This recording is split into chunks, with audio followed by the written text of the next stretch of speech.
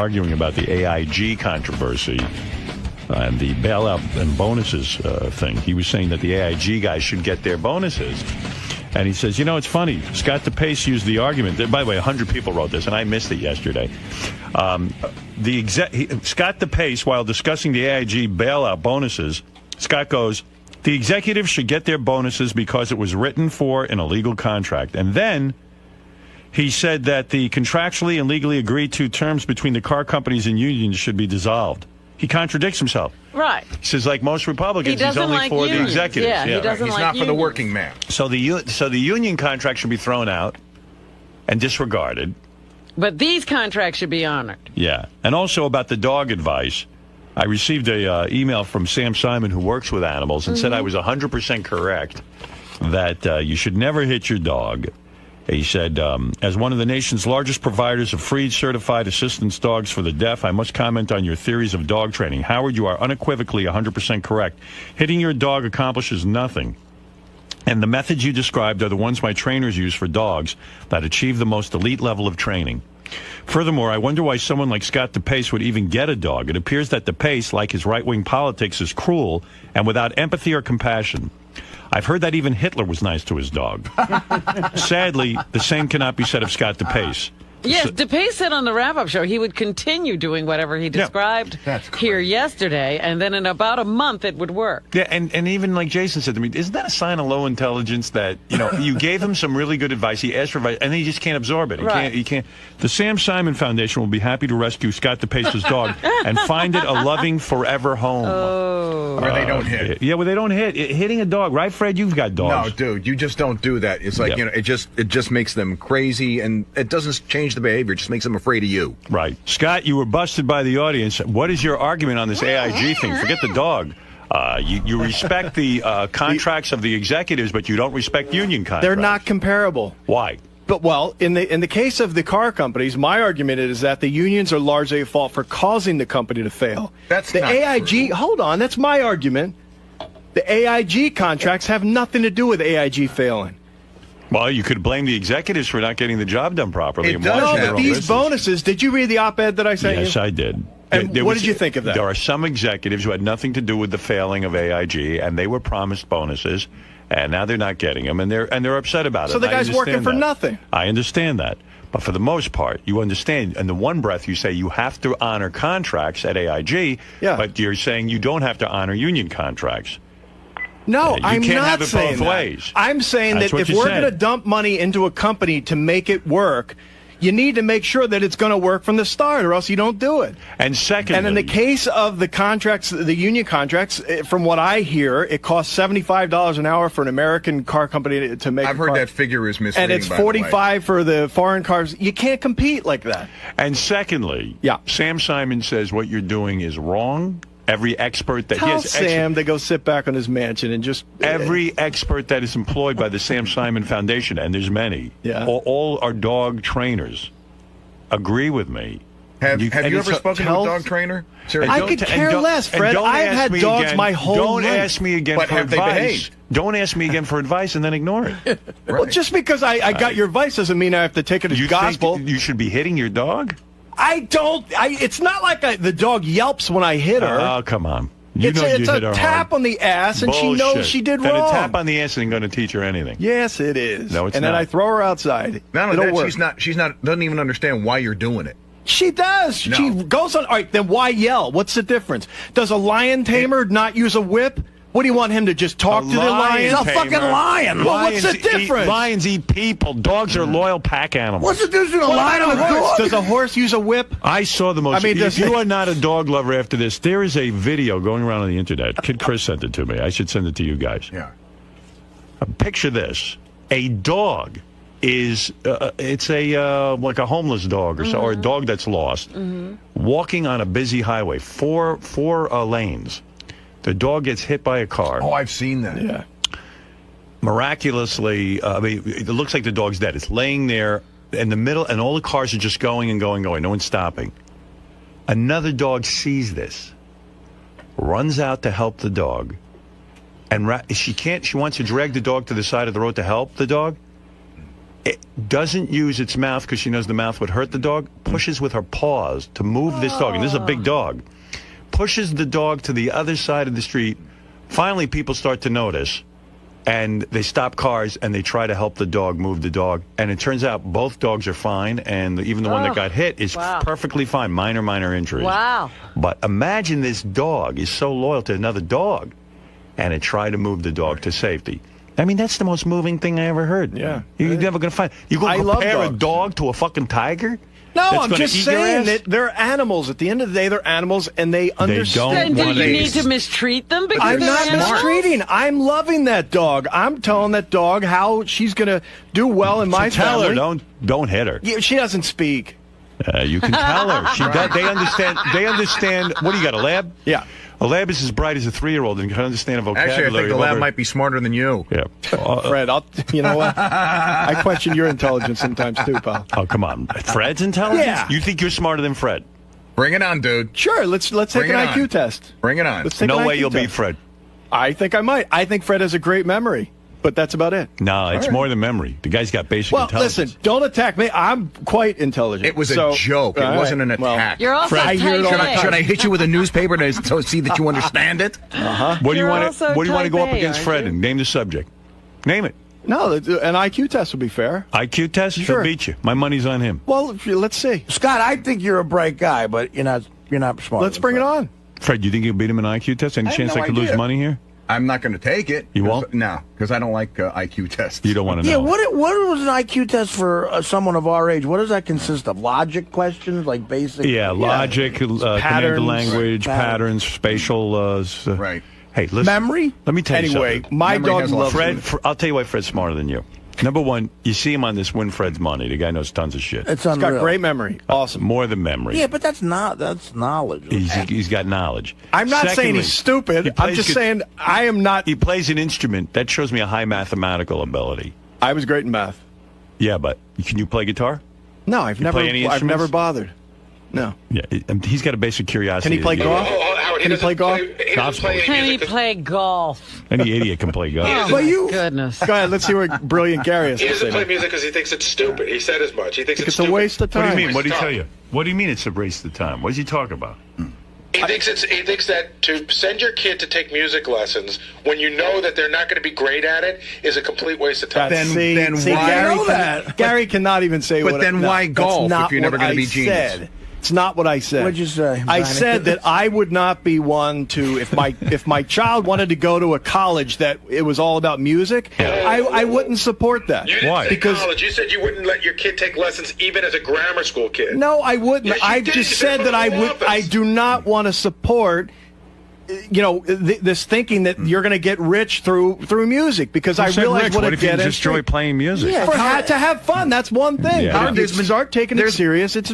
There's been Oh. seriously. There's been studies that have been done that prove when kids take music courses and play music, it improves the right side of the brain, which is the math section, the language section. Listen, you it guys makes them better students. Go back and look at that refrigerator back there in the kitchen and see the thousands of CDs that are sitting there that people put their life and heart into, and they get nothing out Scott, of it. you really sound like a getting apples McCarthy and era. oranges. Fucking, He's not, It's here's always- the thing. He's not being honest because he's saying Yes, I am. this was about, going to college. That I understand. Right. We had a long conversation in front of the entire office. Everyone will back me up.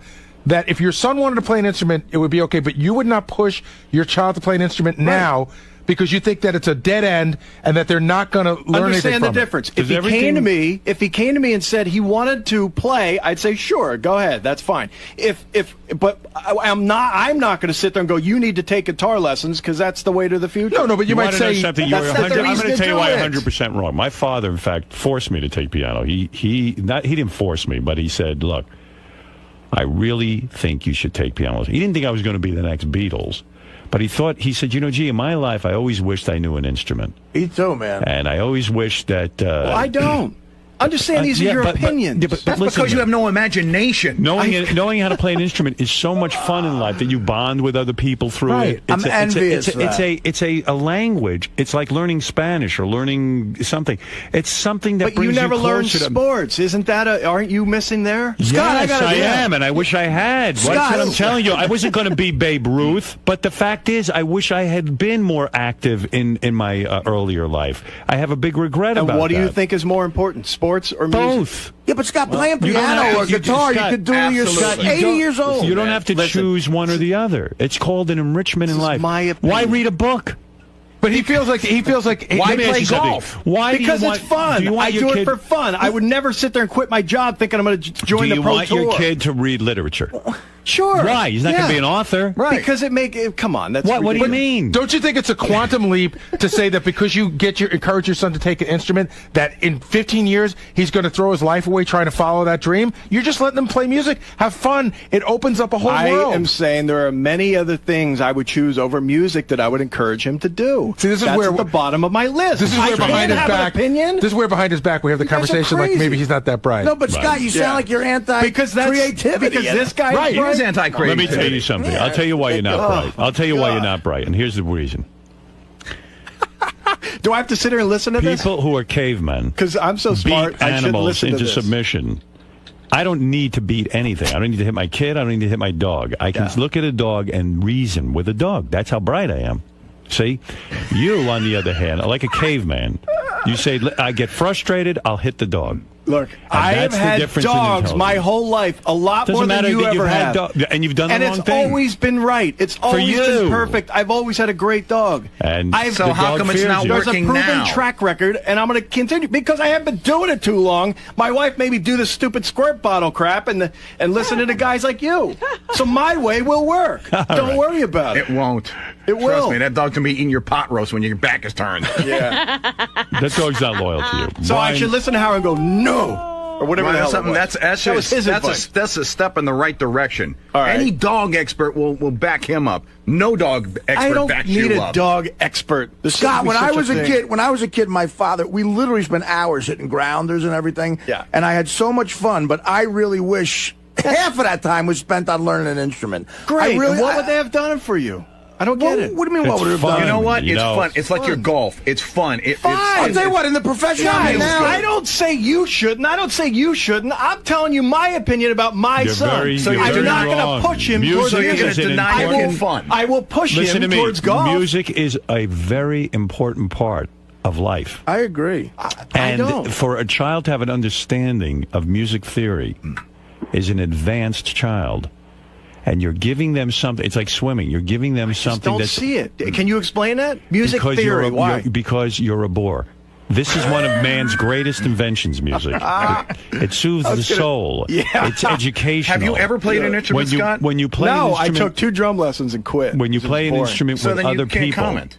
When you play an instrument with other, fine. Have you ever? When you see these musicians, Howard's never played golf. He can't comment on golf.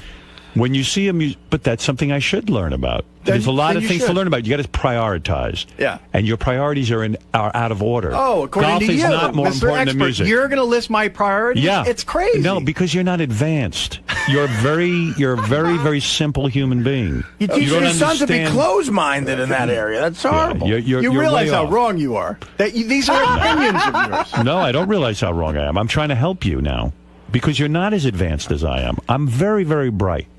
I'm considered a genius in a lot of areas. So why would you assume you know what you're doing? Why would you assume you know more than I do? Why would you assume you know more than I do? Because I'm a genius. Well, I am the genius too. No, you're not. You've not excelled in anything. Okay, Howard. You haven't. So I have. You've excelled in one area. I agree. You've excelled in radio. Well, how many areas have you excelled? How many areas have you excelled in? Oh man, I don't know. So don't belittle my genius. So assume that you're at the feet of a master now. You're a genius. And you're learning from me. In radio.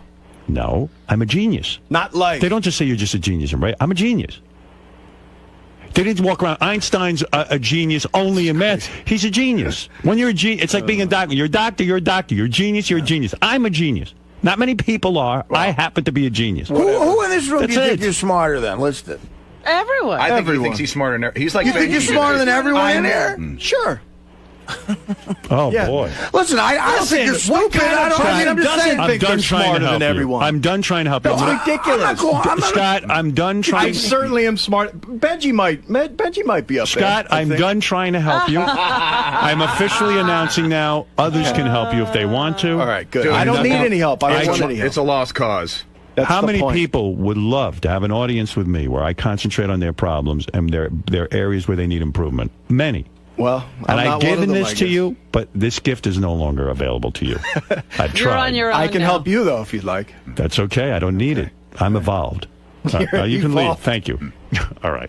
I mean, if your son came to you I and think said, the I only want way to he's play going to the help guitar, you if he removes half your brain. That's We're how he can done. help you. all It's right, done. okay. I mean, I just got. If your son wants to play the guitar, you're not going to say that's great. you I know? said no. I said sure. I'll sign him up tomorrow for lessons. That's not the point. All right, thank the you. point was, am I going to Thank say you. need to go play guitar to be a better person? No, that's not going to come from me. No, you don't no one's say to gonna be a say better that. That's what person. this is all about. No, you're saying you're planning on giving your son life lessons and advice. Yes. One of the things you should offer to him is music lessons because it's important. You know, I don't see understanding music. I'll give you an example why music theory is important. My dad, the reason he was hung up on it. My dad decided to become a recording engineer. And as a recording engineer, he worked on many commercials. His partner, who had a musical background and could play piano and sing, actually, he became a very valuable recording engineer because whoever came in wanted a guy, they wanted to work with a fellow musician. He understood music and how to cut on the beat and all this stuff. It made him a better engineer. All right. My father said, if I had this piece of education, if I had this information, not that he was in music, but understanding music theory would have given him the language to be a better recording engineer. And could so he say that for recognized, everything. well, of course. That's why my daughter's fluent in Spanish. Now, when she went out to look for work, her job now, they pay her more money because she knows Spanish. She's invaluable to them. She's interpreting I agree. every Spanish 20 is great. seconds. Only I agree with because that one. she's a good kid. There's a lot of good kids out there, but she's got a skill. So what you try to do is, as a parent, to take the skills that are golf's a skill too, and it's Right. good for business. You go Great out on the for golf business. course. I would your argue buddies, better for business than There's music something is. very important about an athletic background, but even more important is to give them the language of music and theory. Not that they're going to become the Beatles. Maybe they will. That's wonderful. And you see, know, that's what I don't want. I'll tell you my You frustration. don't want you to become the Beatles? I don't When want I them to said- think that they're going to be the Beatles and No. then He doesn't waste want their them to life, think is what waste he's their saying. education, That's waste their delusional. time. That's delusional. No, that's what happens. No, how it many doesn't. again? how Listen, many records I'll back give you an there? example. All those guys, I guarantee you, they don't have The normal jobs. late, And if they do, great they're Sam horrible. Kinison used to do this show. And Sam would come in, and Sam was a pretty good guitar player. Now, Sam is a stand-up comic. He would dabble in guitar. And there was nothing cooler when Sam would come in. He said to me, hey, why don't you go up on stage with me? We'll jam. Now, I can play basic guitar. I'm not any good. I wasn't as good as like Sam was. But I could get up and jam with him in this language. And it was terrific. And, even you want your sons to get laid. Howard, Girls these melt. When Fred, who is a complete, almost a sociopath, and not even able to communicate with If human that's beings. what's gonna make a he girl would melt, sit then I down don't and want that play. girl He for would my sit daughter, down and for my play. son. He would sit down and play guitar. I saw beautiful women melt at his feet. It's ridiculous. There's a man who has tremendous problems. So there you And go. you're saying you're Your telling me- hero, Richard Nixon, played brilliant piano He's not before my he hero. trashed the country. My hero. Reagan's my hero. Like, as a comedian, I would love Another to be able to genius. write a funny song on guitar. He was a genius. That's the point. And even you're a director. Howard, you're biased. You're a director. You're biased. You're an entertainer. No, well, And listen, that's why you you're in think it's show all business. about- You're a director. If you understood music and music theory, Yeah, when I we have agree. musicians in here, you'd I be able to agree. have a certain understanding of what you should be even filming. I agree. I agree for that Yeah. one little part. Yeah. It's a very important part of life. You know what? I'll use, DePace's argument could- against him. Why did you invent the video caddy? Do you think the world was really waiting for another piece of useless junk? Yeah, that's a good point. See, that's just it. There's a perfect example that you don't play golf, so you don't understand how important But hey, a dude, device like I that can go down to the be. U.S. Patent Office. I can find thousands, millions of patents of useless inventions. So were those people stupid too to try and follow a dream? They wasted their time. No, that's ridiculous. Well, I'm using your argument with why you're against music. No, it's not a good point. You guys are all biased because you guys are entertainers. Of course, you like to play music. But you're not an inventor, so why invent? But I don't. I haven't put my life savings or my every minute of my day. Was your brother in a band? Is this what this is about? There's part of that. Did your brother have a band? And did it fail? Oh, was he jealous? Yeah, but it was just what? No, nothing to do with jealousy. Was he jealous? Yeah, I have a sister and a brother, very musically talented. It got them both nowhere. I know that for a fact. What about the satisfaction of knowing how to play? Well, what about the satisfaction of knowing how to, I don't know, build a house out of cards? That's important too. I got another question. There's a huge difference between a house of cards and learning to play music. It's a language. That statement makes you sound dumb. All right, I can hit a golf ball straight. What about that? You think playing a house of cards is as important as music? No, Howard. Listen, you know what? I told you I'm a genius. I can't waste my time with you. You should learn how to play golf because you don't understand. Robin's right. Why is this continuing? Even Robin is saying. Shake your head, Robin. Go ahead. I didn't. Robin, who learns a useless thing every other day: horseback riding, then car racing. What else you got? Say a word during this entire. No, she didn't. Stupid So why attack her? conversation. Why are you attacking Robin? Because I look at her with that face, and she's back and forth with her head. You don't know what my face meant. Why are you interpreting I can read it. All right, listen. That was his face reading course that he never took. You have stolen 10 minutes of our life. Yes. Oh, wait. This is Cookie on the phone. This is Scott's dog. Cookie, go Finally, ahead. an intelligent conversation. See? Are you mad? Are you mad at Scott? Don't bark, Cookie. Shh. Shut up. No. Dog's saying it hates you. Actually, Say like Scott this, is probably Scott, a go. math. Let me talk to Cookie. Cookie. No. See, she shut right up. Scott is actually a math genius. You ran a cocaine ring, I think, for a while, right? Yeah, a cocaine ring, Artie. Yeah, that's what it was. Oh, that's right. He isn't more intelligent than Cookie. I couldn't do that. Cookie, bark twice if you want me to rescue you and send you to Sam Simons. I've seen Sam's place in Malibu that he built for dogs. Can I have one? A lot of humans would love it. Go ahead, Fred. Talk to Cookie. Cookie, bark twice if you think the video caddy is the most useless invention you've ever seen. Cookie, bark twice if you think a career in music is horrible. Oh, that dog hates you. I told you the dog was smart. Cookie, are you embarrassed that your name is Cookie? Bark twice if you are. Yes. Wouldn't you like a more masculine name? Bark twice if you say yes. Yeah. My son named her. Hey, Cookie, when I say the name Scott, what do you think? There you go. All right. All I can say is thank God Scott wasn't Sebastian Bach's father. Hey, Cookie, bark twice if you want me to hit Scott with a newspaper every time he does something wrong. All right. Very good, Cookie. Thank you. I'll see you later. That's Cookie the dog. All right. We'll be back right after these words. Thank you, Scott. Yeah. I am not going to be the one going, hey, you have to take this music class. That's all I'm saying. If he says, Dad, I want to take a music class, Dad, I want to learn guitar, I said, great. Where do we sign you up? Let's go figure it out. And I would do that. What if you want to play the flute? What if he came to you and said, That would be Dad, I want to something- play the flute? That would be something you're... I'm just asking a question. That's what brass instrument they offer usually in 3rd or 4th grade. It's fine. Okay, It's just fine. checking. Yeah. Okay, that's not so bad.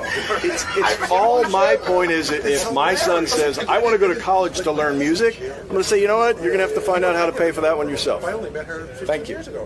But you'll pay for college if you want to go for, say, politics or Absolutely. history. Any of the business, history, no, that's another no-no. English? What else is useless? English, probably not, because the only thing you're going to get there is probably English maybe, but most of English jobs, I guess you would end up being like a teacher or something. Generic art, liberal arts degree? You can use English for anything. I wouldn't pay a lot of You can money. use history for anything. You can use anything for anything. No, in fact, the facts most people are- who go to law school are political science majors, English majors, history majors. Exactly. Right. I wouldn't pay for law school. Because that's a whole nother... No. Why not? That's a great living, man. I have 2 male boys. So you don't let them if they wanted to be, if they were like, hey, Dad, I love hair, I love the art of hairdressing, No. that's what I want to pursue. No, thanks. Art major. They can, I'm sure that degree probably Podiatry? is... Is that okay? Podiatry? Sure. Art major. Art major? No. Why Cases would you major. learn something that you're not going to use at your job? This is what my mother said. She goes, well, what are you going to do? Go work at a history firm? What are you going to do when you get out of college? You're going to go get a big job at the history? Let me tell you something. There are some jobs with history, but not many. No, but you're thinking too. See, this is you thinking too literally. You don't necessarily take your history degree and go become a curator at a museum. You use your intelligence and you can take it further. You can do anything you want with it. So you're saying in this job, which is a communications job, you don't use any of your communication skills you used at college? No, what if you had only taken history and then ended up in this job? Wouldn't you then be worse off at this job? Well, I can't possibly answer that. Well, I think I can. Yeah, of course. Of course you would. And if not, then your communication degree is worthless. It's not just history. You learn analytical thinking. You learn how to interpret facts, how to research, how to read. That's like me learning the golf program and deciding to be a musician. No! No! I'm sorry. You said the house, building a house of cards. It's just I obviously was trying to. Right. Okay. Well, that's what I said. It's a bad example, but the point is horrible example. Tim's gonna faint. I know people in LA who moved to Los Angeles to go to guitar school. Yeah. Fucking what a waste of time. They would sit there and fucking play, and they had a stage presence class. Why is it a waste of time? Because they don't make a career out of it? Yeah, right. It's a great hobby to have. This was their college. This was what they were 22. This was what they were going to do as a career. Look, if my kid says, hey, Dad, I really want to play guitar, I'm going to say, let's go buy you one right now. Absolutely. But if it's up to me to go, hey, Kyle, you're not interested in music yet. Come on, I want you to start taking classes. What if he does that? What if he has some aptitude and wants to pursue it? What are you going to do? Like, at what point do you kill the dream? At the point where it starts getting in the way of what he needs for the rest of his life, his education. When he says to me, I want to go to a music college, I go, work with it. Find your own way. I'm not paying for it. Oh, that is so. Who are you, Bing Crosby, for Christ's sakes? The point is, I would not support paying for something that I didn't feel was a smart decision. You're going to let that you're not going to let any of your past influences affect what your daughter might want to do. If she says, I want to go, Dad, I want to put everything I've got into making a new type of a Barbie doll. Are you going to say, okay, let's go ahead? I wouldn't do it blindly, but if she was good at it and she had the skills, and I would loan her the money to do it. I wouldn't give it to her, but I'd loan it to her. What if when Duke turns 18, your young son Duke turns 18? Kyle. Who's Duke? Duke's the dog who died. He's late, though. Oh, I'm sorry.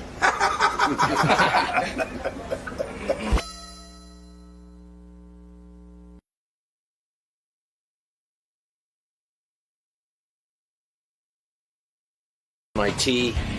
I'm here for a Howard Stern show on Sirius. It's my first visit. I wanted to wait a few years, make sure that it worked out. And so far, after they filed for bankruptcy, I figured, well, I better go just in case they shut down tomorrow. I'm going to get Rob Schneider right in here. Rob used to be on Saturday Night Live, went on to movie fame, just released a movie on video. I don't know why... excuse me. I don't know why they didn't put this in the theaters, Robin, because I think it's real funny. Big Stan. Here's the star of Big Stan. There he is. Hey, Rob. That's a great movie, man. Thank you. You see it? Fuck yeah. It's funny as hell. Oh, thank you. You see, this movie, Big Stan, that Rob just put out, he directed it. And why didn't it come out in the theater? Would have done well. It just, you know what, it would have done well. It was a little movie, and it just kind of got lost. The company that had it went bankrupt. But why is it a little movie? What do you mean little movie? Because it didn't get to be, like, we made it for not a lot of money. How much did it cost to make a movie? Like you directed it, right? $6 million. Which in today's world of movies is like almost nothing. Yeah, that's like usually what my salary used to be. So right, that was your quote. This movie, it's very simple. Rob's character is afraid of getting ass raped in prison. How do you come up with these ideas? I don't know how you come up with it, but it's really funny. This guy's afraid of being ass raped in prison. Yeah. So he's got a really hot wife. Did you bang that chick who plays your hot wife? No, but you know what? Right after the movie, she became single. It was just one of the things. She was engaged during the whole movie, and then after. She looks great, huh? She's from a house. She's way cute, that chick. Yeah. Oh, I thought for sure you were banging her. Isn't he a married man? Wasn't he a married I'm divorced, man. Oh, now you're a divorced weren't man. you married? Were you married to a Playboy chick or something? No, that's David Spade. No. Who were you married to? You were married to just a nice girl. I don't like famous girls. I like ordinary girls. I always fall for the waitress. You know what I mean? But I saw a girl. picture. That's bullshit because there's Artie. Hey, Artie. I saw a picture of a chick that you she was hot though. Dated Nicoletta or Nicolette or something. Something like that. Sounds oh about my right. God! Yeah, she was good looking. That was no regular chick. Yeah, you're right. No, she was a hot regular. What was she, a model? No. She's a graphic. She is a graphic artist. She was perfect. No, what happened? What went wrong there? Did you move her in with you? I guess she just realized, what show business life's not that healthiest. Why is that? Oh, you were cheating? No, I wish I was. I wish I had an excuse for why she didn't want to be married anymore, but she just didn't. Wait, the chick you were married to? That's the one. No. Oh, that's Nicolette? No. It's something like that. I'm not allowed to talk about her, but yeah, it's something You're not like allowed that. to talk about your ex-wife? The divorce, She's you Brazilian. can't even mention her? No, that was part of the divorce thing. Wait a second, I'm confused. She got all the cash, I got the dog, and then I'm not allowed to say anything about her. But no, she's a good girl. Wait, but can I just understand your chronology here? She's too young. You got married, what, like 2 years ago? 6. 6 years ago. Okay, you got married, and then you got divorced. Yes. Okay. And then we still went out for like a couple of years after. Oh, you did? I couldn't let go. Okay, because she was that hot. Yes. And so part of the divorce is you can't talk about her or anything, which is smart because, you don't want to pay more money. She's got all the money. Did you really lose all your money? Yes, all the cash. All the cash is gone. Wow. All I right. still have some of the possessions. The cash, all that American cash went to Brazil. Yeah, all that. So she's a very wealthy woman now. She's twice as wealthy. She did good. She did all right. Yeah. But you know what, though? But then you started dating. Yeah. And then, who is this Nicoletta T? I saw a picture, and someone said to me, this was Rob's girlfriend. Well, I'd love to see it. I mean, bring in the picture of Rob's girlfriend. What he's saying, it's probably the same girl. No. It's got to be the same girl. It's not the wife. Sure? I don't think so. It's got to be. Was your wife's name But I'm dating a Nicolette? great girl now. Wait a second. Was your wife's name Nicolette? No. I can't. I don't want to say her name. Don't say her name. But yeah, no, it wasn't That Nicolette. But it costs sounds more money. like that. It's kind of exotic name. She's Brazilian. You're dating a girl now? Yeah. And she moved in with you? She's moving in next Friday. Are you going to hold on to this one or This what? one, yeah, totally. I mean, How I went long through the have you been Rolodex dating? on my phone, got rid of all the girls' numbers. I'm doing the whole thing. Really? How long Editing have you been my dating? Facebook, the whole thing. Wow. Getting rid of the evidence in the house. How long have you That's been taken dating some this time. one, Rob? A few months. It's good. But you could end up cheating. That's what broke up the first marriage. No. Actually, it wasn't cheating. It just she just discovered she was married to me, and just said, you know what, this isn't that great. It seemed I heard good. you were cheating. No. You're confusing me with David Spade. You sure? I think so. I wish I was cheating at this one. I don't know. To be honest, I think when we were dating after the divorce, I think I did do some cheating. Because Yes, that's true. Yeah, because I remember one movie you were doing. I think when you were shooting Deuce Bigelow 2. It's kind of hard. You're in Europe and you're surrounded by beautiful girls. Yeah. You get a lot of pussy. Oh, yeah, People remember? fly under the radar. You're not like I a David do fly. Spade. I fly deeper under the radar than David. Spade had a kid, with a Playboy playmate. I know. Is that your Our worst nightmare? Playboy playmate. Right. I know, but the worst part of that nightmare is that he can't even she doesn't even live in the same continent vicinity. Yeah, I mean, it's not in the same area. Well, you remember, Rob, when we were the last time we were in Vegas, maybe he sent over auditions for chicks for. They auditioned all these Yeah, that's what I was smoking going to say. Remember the audition tape? Deuce Bigelow, European Gigolo. Yeah. They were only the hottest chicks I've ever seen in my fucking life. That was pretty darn good. Oh my God. I got to tell you about Rob's new movie because it really is good. Sounds It's great. called Big Stan. It wasn't in the movie theaters, which should have been. It was in the movie theaters like in Mexico, and I got it in Spain, Australia, Bulgaria. That's a shame. Germany. This movie's really funny. Now, I'm not bullshitting you. This movie is unbelievable. It sounds great. So Rob's this super successful rip-off real estate guy. He gets busted, and judge gives him 3 to 5 years in prison. Big Stan. So Rob's got this hot wife and everything, and he's freaking out because the only thing he knows about prison is you get fucked in your ass. You get ass raped. So he runs into some guy who was actually in prison at a bar. You know who that was? Yeah. I was surprised. I saw it in the credits. That was the guy who played Grizzly Adams. Grizzly Adams. Oh, you Dan Haggerty. Dan Haggerty you found? So listen to was this. Great. Yeah, he was really good. He says to him, man, look, he looks at Rob and he goes, I'd love to see you what are Dan going to Haggerty get looks like. so ass fucked in prison, like everyone's going to fucking rape you. So Rob's freaking out. He goes to karate school. And in karate school, you've been to karate school, Robin. You know, they just have, he's a yellow belt. He's going nowhere. Nobody I'm a yellow belt. Anybody up with a yellow belt. Nobody's afraid of a yellow belt. He's got 6 months to learn karate, or else, you know, it's over for him. Because in prison, everyone is just going to be raping Rob over and over and over again.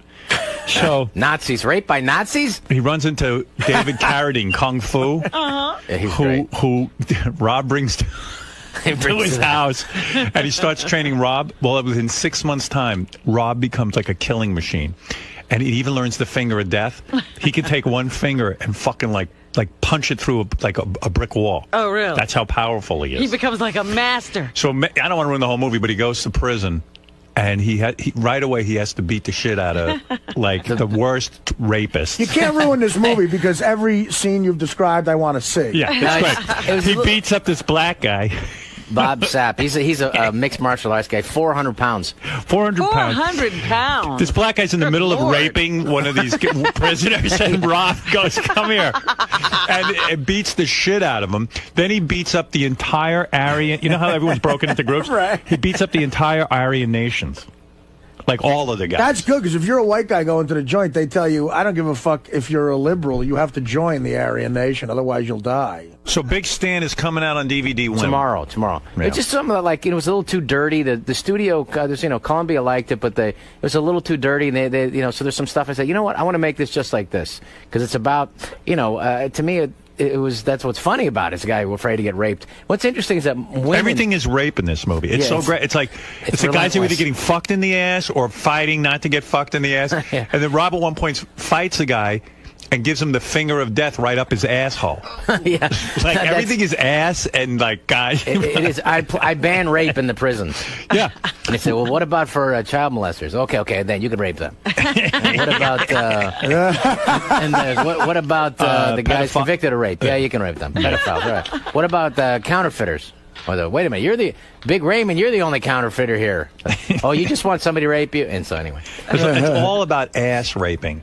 Well, it's kind of timely because the guy's a white-collar criminal, right? And right. We hope that a lot of white-collar criminals go to jail right now. Yeah, I should have said he was from AIG. Yeah. And like, what's funny about this is like there were like accidents on the set during this. David Carradine broke his hand or something. David Carradine broke my finger. Broke your finger? Yeah, he broke my finger. We're doing the sticks, and David's the best. I love Are you David. a martial artist?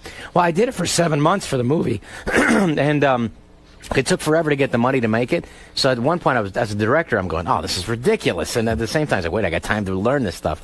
Because the two sticks, the Screamer sticks, are a lot of fun. They're Filipino. Like the guy, it was great because you can just get on the phone when you're making movies. You know this, too. Right. You can just call people, and they'll show up. Like, who taught Bruce Lee? Get that fucker. Right. And then the next thing you go, we got the guy who introduced Bruce Lee to the nunchucks. This guy, Guro Dan Inosanto. Right. He taught me to do the nunchucks. Well, yeah, you look pretty authentic doing it. It was good. I got ripped, and then I think I got out of shape in about a week. Yeah, but you did real well. And then also you collapsed on set from exhaustion. Well, what's that all What is about? going on I there? was starting to get a little cocky. First of all, I practiced the heat because we shot it in up in Stockton in a prison with real prisoners. We had 90% because they're cheaper. Right. They work for $14 a day. So we said, okay, we can afford those guys. But then the caterers, they had the refrigerators out there and plugged in, and it was 114 degrees in the day. And then eventually, the 5 eggs I had, every morning, I'm eating the eggs. And what did Bruce Lee eat? 5 eggs? I'll eat that. So then, anyway, I ate 5 poison eggs.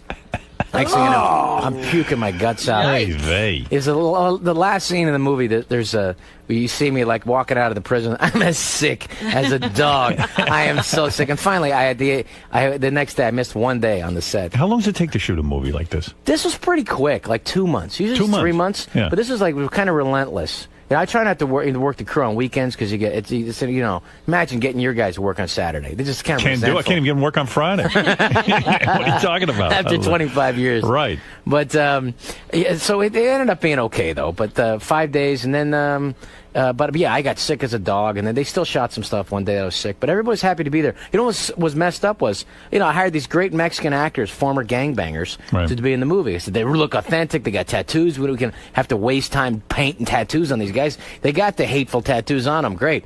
And so we brought them up, and they said, Rob, we can't go up to Northern California. It's the middle of a gang war, man. I go, what do you mean? And so I said, we'll work out something. So there was a truce on the prison grounds while we're making the movie, but outside at the hotels or whatever, if they saw each other, they'd have to fight each other. Wow. But on the prison grounds. Wow. And so I was like, wow, can I avoid that somehow? Yeah, Rob trains all the prisoners in the movie to dance instead of fight, and they do big dance numbers. Big line dances. Got all the Aryans dancing with the black guys. It was great. So what happened, Rob? Did they ever see each other at the hotel? Did you work it out to where There was no stabbings. There was some mean looks at her. Right. But actually, everyone had a good time on the movie. You had to negotiate a truce between the gangs. Yeah, there was. But hey, it worked Rob out did pretty something cool. What? You know when Mel Gibson, turned out he was, he hates Jews. Mm-hmm. He made, surprise. Yeah. Rob took out a 2-page ad saying he was the first actor to say he would never work with Mel Gibson. I mean, not that you were going to work with Mel Gibson. Wasn't calling. But it was kind of cool. You took out an ad in Variety. But the ad was like most, because CNN wanted to talk to me. It's like, did you read the thing? No, most of the guys, the reporters, it makes you realize the journalists are such idiots because nobody read the whole thing. Right. Because it was a comment on Mel Gibson, what he said was bad, but it was also a comment on Hollywood being out, upset. They're upset unless they can make a nickel off them. Right. Then suddenly it's not so bad. But the thing was pretty funny in there. There's some funny lines. I like that. So now, where are we at with everything? What are we doing now? What's the game plan? No, the game plan is just to, release the video. How do you get the DVD? You got to go on the You got to get it. yeah, it's on iTunes, it's on DVD, and then it's going to be on pay-per-view. It's called Big Stand. Big Stand, but it's my favorite movie because I got tired of doing the studio system because it was like a little too. Yes, I could pay for my house and my beach house and my parents, my mom's place, but at a certain point, it just like I couldn't do exactly what I wanted to do. So this was a movie. I said, you know what? I'm going to do exactly what I want to do. Because I could have cut 5 minutes here or there or whatever. But, like, I got great actors, Henry Gibson, David Carradine, Emmett Walsh. Yeah, it looked like you were having fun. And everyone was happy to be there. That's good. You got. How come Adam Sandler's not involved in this? I thought you guys do everything together. I wanted him to come and do a small part in the prison, but I thought, you know what, let's just let this one be separate. Yeah, you didn't even bother him on this one. I didn't. You're right. Right. You're never going to sell what that's out? like? Like you ask favors from people. It's enough. You go, you know what? You didn't need him enough. for this one. That's what I figured. You know? Are you never going to sell out and do a children's film and that whole thing? Yeah, if I have to, absolutely. Of course he'd sell out. Of course. That's what this is about. He's got a hot chick moving in with him. Yeah, I know, I do. But the thing is, there's nobody, what I take pride in, Artie, you back me up on this. Go ahead. There's no company, there's no place, there is no agency that's keeping track of everybody's personal integrity. Right. You got to pay the bills. Yeah. You know what? I got to do that commercial in Japan if I have to. That's right. Certainly back you up on that. And why were you in Israel? You know what? I've never been. And my dad was his dream to always go. He passed away. Are you Jewish? My dad was Jewish. My mom was a Catholic. So when I go to confession, I bring my attorney. Right. But no, so my dad never went. And then I got invited. I met all these great Jews on Zohan. Oh, that's right. You were in Zohan. Yeah, I played the Palestinian guy, and so I figured between wars, go check it out. Weren't you afraid to go to Israel? I mean, no, not really. Maybe I'm stupid or something. You didn't think you were going to get blown up or something? No, I was in Tel Aviv. Tel Aviv was like Miami. You meet any hot chicks there? Honestly, some of the hottest women I've ever seen in my life. No kidding. Well, because were you able to bang there, or is there a language problem? Well, you know what? Jewish girls and banging them, they got to do the whole third date thing, and I wasn't there that long. But there was these great-looking French Jews that I'd never. First of all, I thought the French gave up their whole Jews. That was the whole thing about the French. Right. But they apparently a couple of them survived, and some hot ones because they're loaded with them. What happens is because of this anti-Semitism that's coming back in Europe and stuff. So a lot of the safe, good place to go is where there's other Jews. Right. Where we outnumber the rest. And so it was just incredible. Summertime there, you got to go. No kidding. It was fantastic. But you didn't get laid. Well, no, not as much as I did, a little bit. Not a lot. I would say I was not the full-on David Spade. 25% David Spade. Right. Spade's the king of all you guys from Saturday Night Live. I don't know how that worked out. He is like a stud. Like, he fucks everybody. No, but he just, you know what it is, I think? It's because they look at him and go, oh, that guy's not going to try to fuck me. Look at him. He's tiny. How could I could defend myself? And the next thing you know, they're getting banged by him. He's relentless. But I mean, you're hung up on the height thing. He's about the same height as you, right? Yeah, I mean, you guys are about the same I'm a little height. thicker. I think I got a little... I mean, you actually have a little more manliness to you, right? Yeah, exactly. You would think that worked, but I don't know. I think David puts more time into it. If there was a doctorate in getting pussy, he would be like a professor emeritus at MIT. I would want to learn from Spade how to get pussy because any good-looking guy can get pussy, but Spade's like us. He's not the handsomest guy in the world, and yet he gets all the top chicks. But he's put in his time, though. I mean, he's put in 3 decades, and he's got all the moves figured out. He does. The other thing Spade don't give a fuck about, and I respect this, he doesn't give a shit. Like, he'll do a shitty sitcom. And some other guys will go, well, you want to be on a shit sitcom like that? It's not that funny. He'll go, I could give a fuck. I'll just make my lines funny. He's making a fortune. And I'll get a fortune. He's likable in anything he does. Right. And then I'll just bang chicks that I meet on the sitcom set. He'll say stuff to you like, why the fuck did you get into this business? Some good-looking I got him for money and pussy. That's what I'm doing. Yeah. Must have been. And I never asked him, and I should ask him. And we're doing a movie with him and Sandler and Kevin James and Chris Rock this summer. It's about some guys. It's like Adam Sandler's Big Chill, and it's all of us getting back together. Right. And because our basketball coach died, and he's David Spade. The whole role is written for him. It's the guy who's dating 20-year-olds, and I got a 20-year-old daughter. I have a 19-year-old actually in real life, and he tries to bang my daughters in the movie. But he's so really Sandler's putting you in his next movie. I mean, this is like working into a full-time job. It's just working for Sandler. It's going to be like our 18th movie we work together. Does he pay decently? I mean, is he cheap with his friends? Because no, he's just honestly, I think he's the nicest guy in the history of show business. Right. And I ask him, sometimes I'll just tell him, say, Adam, you can get anybody you want. Right. I said, why don't you hire Nick Nolte or this or this? I said, because I know you'll do whatever the hell I tell you to do. He doesn't want to work with those guys. This guy says no, and we have fun together. And basically, it's like a playground. Right. It's like, because we had fun when we were, stand-ups and then Saturday Night Live. And this is like we can hang out for a month and we can talk about whatever we want. You still watching Saturday Night Live, or you don't even bother? I don't see it as much as I used to. There's some funny guys. I mean, it's just weird to me. I haven't been on the show in like 14 or 15 years. 15 years, and then Will Ferrell, he hasn't been on in years. Right. So it's just the time just goes by. Are you hurt by that? I mean, would you like Lorne Michaels to pick up the phone and say, hey, Rob, come on, you're doing pretty well. Why don't you come on and you know what? help us out? I would have really liked that phone call 12 years ago when I was doing a sitcom and use the help. But, I get it. It's like, it's always been that, well, who's hot right now? Who can help the show now? And I get that. So it's like, unless you are, it's like it's not a big deal. If I get nominated for an Academy Award for Big Stan, to DVD, I'll get a phone call. But, you can't take things that, what that's like. You can't take things personally. So you're not hung up on this kind of thing? You're not caught up in the show business world? I got over it a few weeks ago. You did? No, but honestly, though, I mean, you have to, let things, you just got to let it go. It's going to eat you up or kill you. It's like, why can't I get this movie? Why doesn't Ridley Scott call me? How come, because he doesn't want to call you. He's working with, Leonardo. And so you just can't, what you try to do, it's like you forge your little niche out and just keep working. Because the next thing you know, I've been doing this for 25 years. You know, my favorite working. Story that you told, it still is, out of everything that we've ever heard on this show. You know what I'm going to say? Which one's that? When Rob was the one, I believe, maybe I got it wrong, you were the one who told me the Steven Seagal story. You got a new one? Oh, that he wrote the greatest screenplay. Wait, but tell that, wait. Okay. Just for anyone who's never heard that, tell the first story. Okay, there's a writer that I know. I won't mention his name. But he was meeting Steven Seagal for the rewrite, for the writing, potentially, for Under Siege 2. Right. And that was the one that broke him when it made $57 million, when that was $57 million in the early 90s. And so he goes into one of those trailers, to meet with Steven Seagal, and he's on the set, and it's one of those big triple bangers where you go into this trailer and it's like you can get lost in there. It's a maze of pop-outs, It's like, which pop-out is Steven Seagal? And he's in the third bedroom to the left at the end of the hall. Big star. And he's waiting in there for 45 minutes. He's making him wait, sitting there by himself. Finally, Steven Seagal emerges from one of the other anterooms in the mobile home. And he comes out and he said, I just read the greatest script I've ever read in my life. He goes, really? Who wrote it? I did.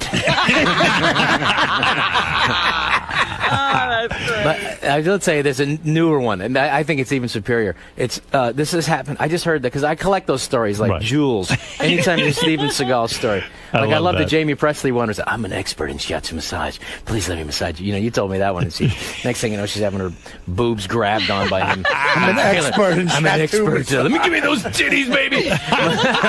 So anyway, he's doing a movie.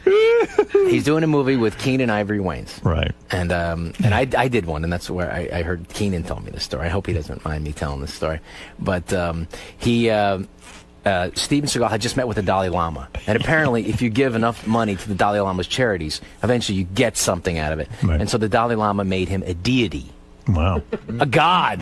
Some Tibetan Buddhist. That must have really appealed to his ego. Oh, yeah, no, it must have. No, so anyway, he comes to the set after he makes it to the Dalai Lama, and he comes, now he's a god. He comes to the set, now he was Steven Seagal, now he's Steven Seagal. Now he's Steven Seagal, the god, the deity from the Dalai Lama. And he comes to the set, and he's there, and Keenan says, so what? I just met with the Dalai Lama, and he, in his wisdom, decided to make me a deity. And he gives the karang the ding da dong, whatever.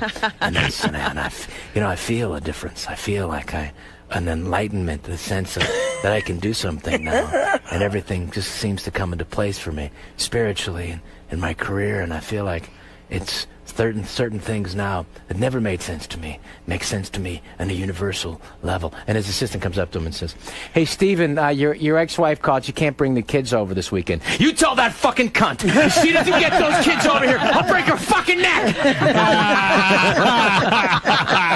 Deity. Yes, I had no idea he was made a god by the Dalai Lama. No wonder he doesn't do movies anymore. I like He's a that. god. He was made a god.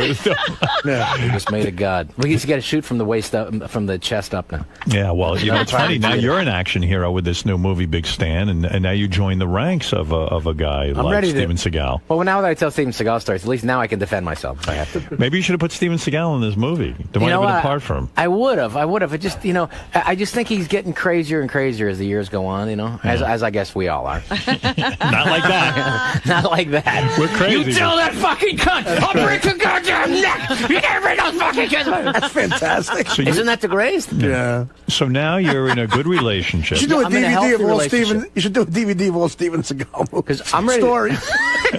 Yeah. I want to recreate them and play him. That's a good idea. Your next film. I've got actually, I did a comedy CD because I got to do exactly what I wanted to do, and it's absolutely filthy. I think you guys will like it, but we did a video of it. I think it's going to be on howardstern.com if you guys want to check it out. Okay. And it's Iraq Love, about a guy going to Iraq, and he's talking to his girlfriend. He said, hey, listen, if anything happens to me over there, just want you to know I love you. I'll be thinking about you. If I get if they blow off my legs, I'll be thinking about the time I went skiing with you. And, and we skied, and I beat you all the way to the bottom, and then I stuck my hand down your ski pants. There's just so much I want to do with you. And he's trying to talk her into, some disgusting sex. I like that. But anyway, so it's, and I don't know what the hell the album, I can't get that released either. You will. Hey, Rob Schneider's film, Big Stan, is available on DVD tomorrow. We celebrate that. A couple of phone calls. How does Rob know he's in a healthy relationship now? He doesn't know. I don't know. He thinks he is. Robin, let him think that. Give me an illusion. Give him she hasn't even moved in yet. She's moving in. She's moving in. The big thing is the marriage. How old is she? Is she much younger than you? Yeah, of course. Of course, okay. No, she's in her late 20s. Good, you're not slipping. That's what I want to check. I think I'm aware of the same emotional thing, and I'm in my late teens emotionally. Why won't you date a woman your age? Because why do I don't have to. No, because I actually, I still want to have kids, and it's like, I'm in my 40s, dating you my age. You have to have kids. I want to have some kids. I haven't had I got kids? baby envy. I got one kid. She's 19, and she's great. She's a musician. She's at a university. You want to go through that all over again? That's what my friends say to me. You want to change diapers? Are you an idiot? And I said, yeah. Yeah, I'm an idiot. Yeah, I'm an idiot. Lee, go ahead. You're on the air. Thank you, Howard. Hey, Rob, a quick two-parter. I love the stories about the bad host on Saturday Night Live. If you could go tell us some more about that. And also, I'd like to know your thoughts about Jay Moore's Saturday Night Live book. Well, that was, by the way, you know what? I'll talk about the Jay Moore thing first. You know what? He described me as a very interesting asshole. I think that was a good description. That sounds like an insult to me. No, you know what, though? But I guess at the time, he's a guy who's struggling to get on. I wrote his first bit to get him on. Right. The first thing he ever did on the show. So for him to call me an asshole, but no, I find it to be pretty accurate, and it's okay because it's like at a certain point that show turns you into an animal. It just does to survive. Why did he call you an asshole? What about you? I just think just because there was a certain aggressive quality you have to do to survive there. But you were generous enough to write his first bit. I know I know, but again, I kind of you develop a thicker skin. You have to. What did he say you did that made you into an asshole? What were examples given? He would eat sushi with a jeweler's loop to look for parasites. Yeah, Really? that's a great story. I will tell you this. I will say that was a joke. It's getting me thinking. Maybe I should do that. No, but you know what happened was I was, a friend of mine had sent me some jewelry, and I'm looking at it, and he sent me a scope to look at it. So when he came in, what I did is to play a joke on the new kid. He's just for his name. I just took the sushi that I had. I started looking at this. I'm looking at parasites. You don't do that? And I never told him it was a joke. Oh, that's funny. Yeah, I just play jokes on people, and I guess around the writer's room, if somebody said something or showed weakness, I would attack them. And, right. So you were aggressive back then. Yeah, and it was, at a certain point where you realize, because at a certain point you say, God, this guy's an asshole, and the next point, what, I'm the asshole now, so you can only be there so many years. It seems like there's anyone who's been on Saturday Night Live writes a book about what it's like to be on Saturday Night Live. I just saw that Franken and Davis.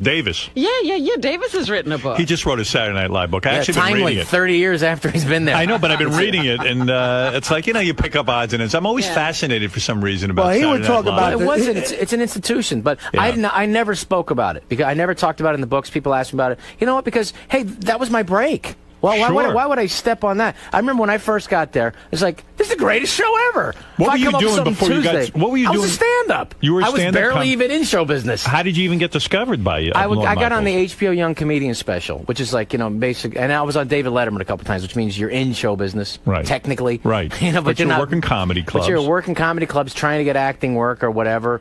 And then, there's not a lot of really funny people out there. So if you're funny, I always figured, no, I'll get my break sometime. And then I was writing for Roseanne. Like I wrote one of her HBO specials, and then the next thing I know, she offered me something on there to play a gay guy on her sitcom back in the day.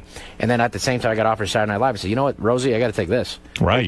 Rob, you were on SNL when Alec Baldwin and Ken Basinger hosted, right? Were they fighting and stuff? No, they weren't at all. Alec Baldwin was the most talented guy who ever hosted that show, in my opinion. Him and Christopher Walken. Yeah, those guys were. I think you're right. He was phenomenal. Ever. I mean, he's funny. He could have been a cast member. He could have been. Canteen Boy. He should have been the biggest movie star in the world if movie stardom was fair. You ever see a movie he did called Blue? What's the name of that? Oh, yeah, Miami Blues. Miami Blues. He's amazing in that. Yeah. It's like, this guy's a freaking movie star. The fact that he didn't, it's not anything about him. It's just a weird, tough business. Yeah, maybe he just didn't get the right movies or something. That's all it's about. But Yeah. he's still, I thank God he's working now, because even on TV, he's great. Well, he turned down that franchise that Harrison Ford took over.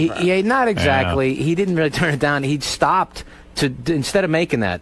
He did a play on Broadway, and that's the one thing they'll never forgive you for. Yeah. Right. If you don't make, if Hollywood has a chance to make $200 million and you prevent them, they'll nail you for that. Steve Martin was a great host. Steve Martin was great. But Yeah. Tom Hanks was good. Tom Hanks. But yeah. my favorites.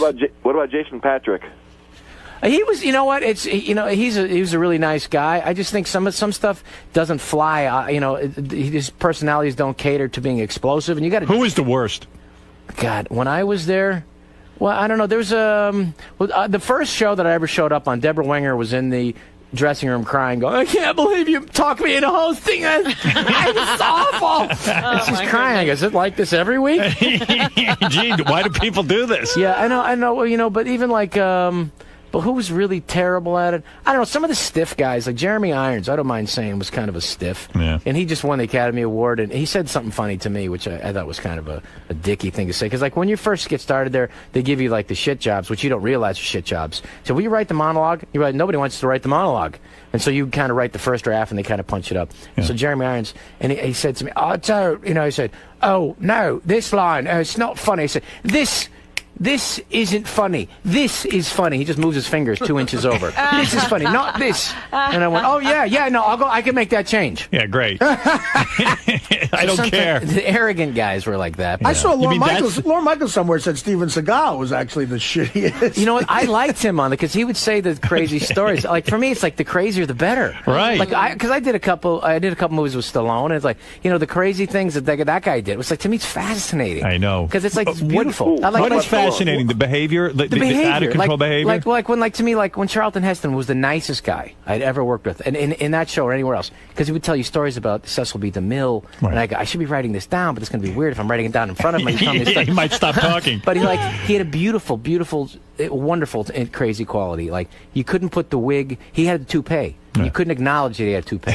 So when he's wearing a toupee in the show, you had to put the toupee over his toupee. And I said that's beautiful. Oh my goodness. Is that right? It was just a beautiful thing. Get the fuck out. You're telling me Charlton Heston, they put a toupee over his toupee? Over his toupee. Because you had to acknowledge that was his real hair. And there's a great thing about when Seagal hosted. And Seagal was There's two things about, but when he was there's nothing to really talk to him about because but when he's a deity. But right. This is pre-deity. Yeah, this is when he was a regular guy. Anyway, so Jim Downey, the head writer, was there. I'm just sitting around with them, and it's like, you don't know what the hell to say to Seagal. He says, hey, there's a thing in the newspaper about, there's the mob. It came out that they were, the mafia was in charge of getting rid of this toxic waste. And what they do, in Manhattan, they would top off the gasoline in the taxis with the toxic waste and just burn it out in Manhattan. Anyway, so the next day he comes into this. He comes to SNL and he goes, I have proof that the mafia is taking toxic waste and topping it off in the gasoline of the taxi cabs. We just told you that yesterday! You can't yell that at the guy. So, yeah, wow, that's interesting. You must get the inside scoop. What is that? You know what I'm thinking of? And I thought about it later, but he must have told that story 12, 15 times. He forgets where he heard the story. It's just that's a wonderful lunacy.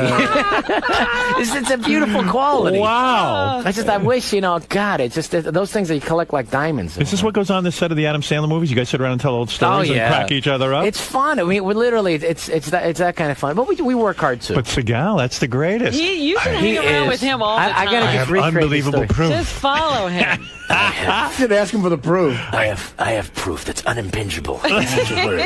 Mafia is that he must have told that 25 times. God. Rob, how about Stallone? How about some wacky Stallone stories? Well, first of all, you can't. You worked with him on Judge Dredd, I did right? 2 movies with him, one good one and one mediocre one. But it's like he hired me. So how do you say no? So how do you say you don't like a guy who wants to hire you?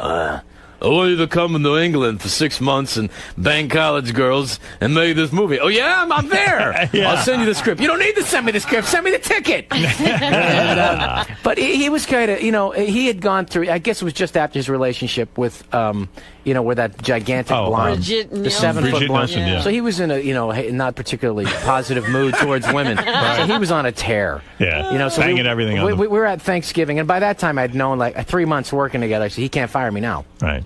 So I say, it's Thanksgiving. They got enough film on me where they would cost them way too much money. Right. So I can I can say, I want to do it. Let's try it this way or whatever. What do you mean? You do it this way? But and then it was Thanksgiving. I said, hey, it's Thanksgiving. He said, yeah. So what?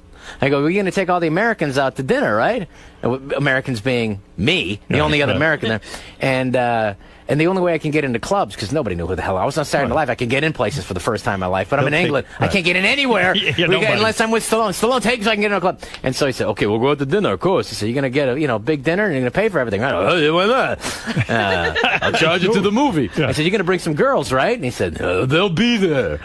So anyway, so we go to this place. And it's a fancy club. It's like a Lanesborough, whatever. The Lanesborough, whatever. It's this beautiful restaurant, and it's packed. It's just packed. It's American. And then there's a table that's his 2 Goombas, his assistant and his bodyguard, slash pimp or whatever he's got. And anyway, and then I said, where are the girls? He said, they'll be here. So we're cutting the turkey, and I look over and I'm like, oh my God. And he's like, literally 10 girls.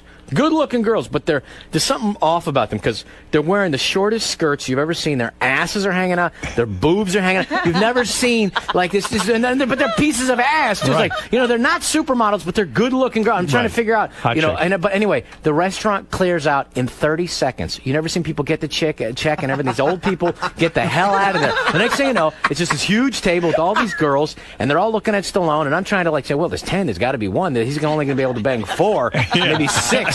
Which leaves some residuals for his Goombas.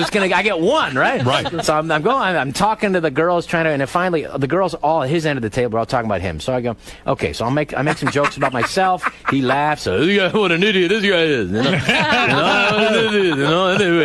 So he tells some stories about Rocky or whatever. And finally I said, it's not working at this end of the table because they're all just staring at him. I can't get any attention. So I said, there's this, this Swedish girl down at the end of the table, and sort of, I go sit down, I start trying to get her attention and talking to her a little bit, and I go, and I go, what are you? And I'm trying to figure out who these girls are. Are you models? Are you, what? No, I said, too good looking for hookers, but there's something going on. Right. And I said, once, yeah, we are models, so I do some modeling. Yeah, I'm on the Pit magazine now. And so she pulls out of her bag a magazine, and the magazine is Swank. And she's like one of the Swank models, and she's grabbing one boob, she's got one leg behind her head and whatever. And I go, wow, this is a great shot. I mean, you got your 8x10 right here. Right. And so anyway, so I'm talking to the girl at the end of the table, and I'm trying to talk to her and say, hey, what are you doing? You want to get a drink later? Whatever. Anyway, so about 15 minutes later, she just gets up and she just leaves, and I go, okay, whatever. So I go back and I sit down, and the only thing for me to do at this point is to see who he's going to end up banging. Right. This is the end of the night. I said, yeah, that's my dessert. Okay, who he's going to bang? I'll be able to think about that later when I'm alone. Right. And so, okay, it's at the end of the night, he gets the check. Thank you, lady, about a great time. And then he takes the ladies over to the elevator, and I'm thinking, which one's going up, which one? They're all looking, which one's going to be picked, whatever. And he said, ladies, I must bid you adieu. He actually said adieu. I said, hey, good, he speaks French.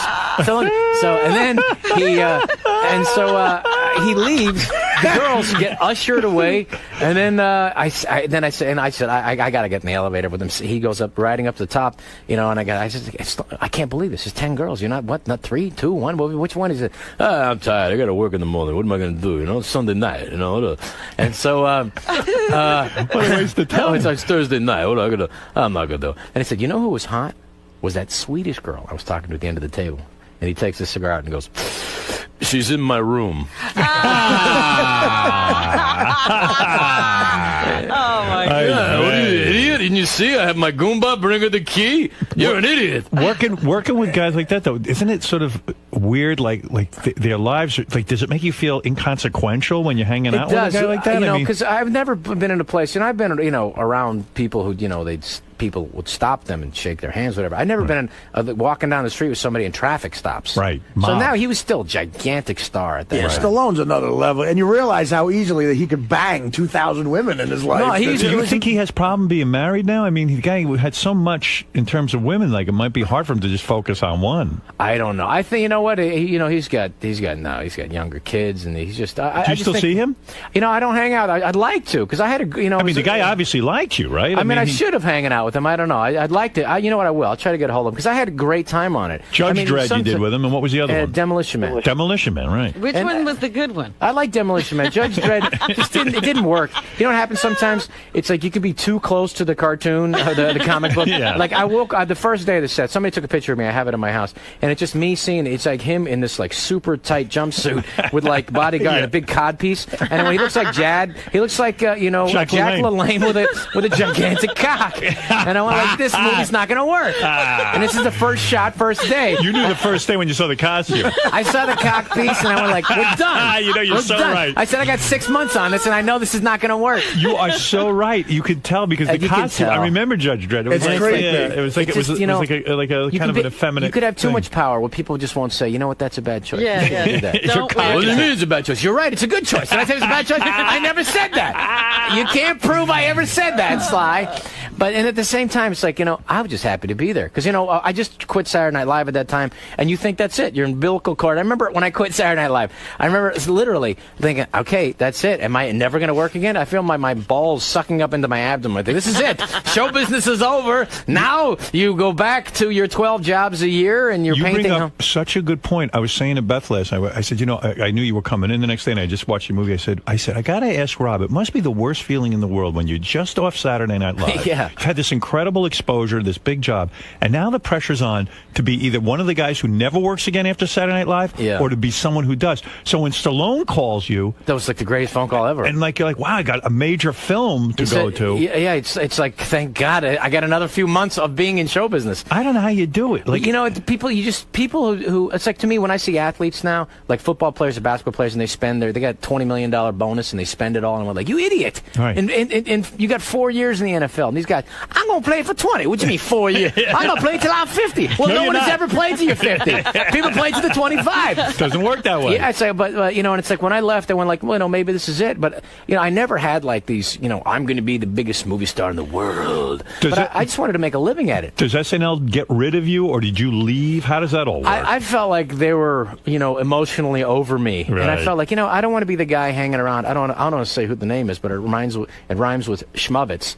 But I don't want to be the guy. You don't want to be too long at the party, right? I like Lovitz, and Lovitz is one of the funniest guys on the planet, and he can come back and be funny all the time. But I just didn't want to be. He might have stayed at the party coming. too long. Yeah, I think for me, I like when a couple of people were retiring and they said they were quitting after years, and for me, I'd like to sneak out of the party and not say goodbye to people. That must have killed you though when you got your divorce and you had to give up so much money because, like you say, hey, this is a tough business, and I never know how long I'm. But I do remember because my career's been in the toilet here and there, whatever, Right. And but the like this movie didn't get released on the big movie thing. But honestly. Usually it's you can't like go, all show business is against me. It's a conspiracy. It's against me and Artie. It's like, and they're going to pay the price. Right. Because I have access to weaponry. No, but what happens Well, is... you've constantly worked, though. No, I have, right. on and off, but the thing is, a lot of times, most of the time, it's because I wasn't having fun anymore or whatever. But now I just, I'm happy to be working and having fun. Right, you're and great, man. And I'll tell you, what are you going to do to protect your money now? You've got this girl moving I got this girl. That's what's going to protect me. Yeah. Oh, yeah. Really? Is she a lawyer? It worked so well last time. No, but I'm not worried about it. I got to tell you, I do recommend that everybody get the new movie Big Stand. I'm not kidding you. It's funny. You. It's funny as hell. It really is good. So I knew you'd like this one. The whole time I was making it, I said, this one Howard's going to like. No, I love this movie. It's funny. What went wrong with the sequel to Ace Bigelow? Well, first of all, Deuce Bigelow. You weren't exactly the target audience for that. I'm sorry, Robin. But... who did like it, all right? No, there are people who like it. I got a decent a mention the other day in a magazine. I love Deuce Bigelow. I know. But the second one sucked. But the second one wasn't, it's tough to top the first one. There's some really funny individual pieces, but as a movie, it didn't have the same, it didn't have any heart. You take risks, you try. Tim, go ahead. You're on the air. Hey, Tim, Canton, Ohio. Go ahead. Oh, hey, Howard. Hey, now. Hey, now. Hey, I'll tell you what. This guy has topped all the interviews in the last year. I mean, his impressions of Stallone and Steven Seagal. Rob is one funny. Thank you, buddy. Tim, I agree with you. Rob is one of the funniest motherfuckers out there. Oh, thank you, buddy. One question for Rob. During his Saturday Night Live stand, what was one of his favorite skits he did? Well, there was a really funny one that I did that I just, sleep deprivation is a big deal because you put in 100 hours, and most of the guys sitting around who did a lot of the work was like, it was Rob Smigel, Adam Sandler, this guy, Jim Downey, and I was I'd like to say one of the guys. And one of the things we had in common, none of us wanted to go home. We're all avoiding something about our relationship we weren't happy with. Did you literally set up at Saturday Night Live at the Rockefeller Center studios and just stay? We just want to stay till 3, 4 in the morning. Wait till the girlfriend's asleep. Wait till she's asleep. But maybe then, it's also because you don't want to leave. But it's also it's fun. It's like we're finally here. Right. Let's make something funny. Right. And then sometimes at 4 o'clock in the morning, the idea would come because you'd be so exhausted. And so sometime I remember I was flying back from some place because at that time you get offered to do things. It's a charity. They want me for what? Charity? I'll go. What is it? Sure. Because you don't know. You're supposed to say no, or you can say no. Right. And then you get offered. So anyway, I'm doing this thing. It was a nice charity in New Orleans, and I'm flying back, and I hadn't slept in 2 days. And I'm thinking, what if I'm just naked right now? I was completely nude, naked. And I said, and other people had a problem with it, not me. And I thought, so it's a sensitive naked guy. And I was just, it's so I did hey, Kathy, what's the problem? Nothing. I don't want to talk. Come on, Kathy, please. We're not going to find out what's bothering you unless you're really telling me what's bothering you.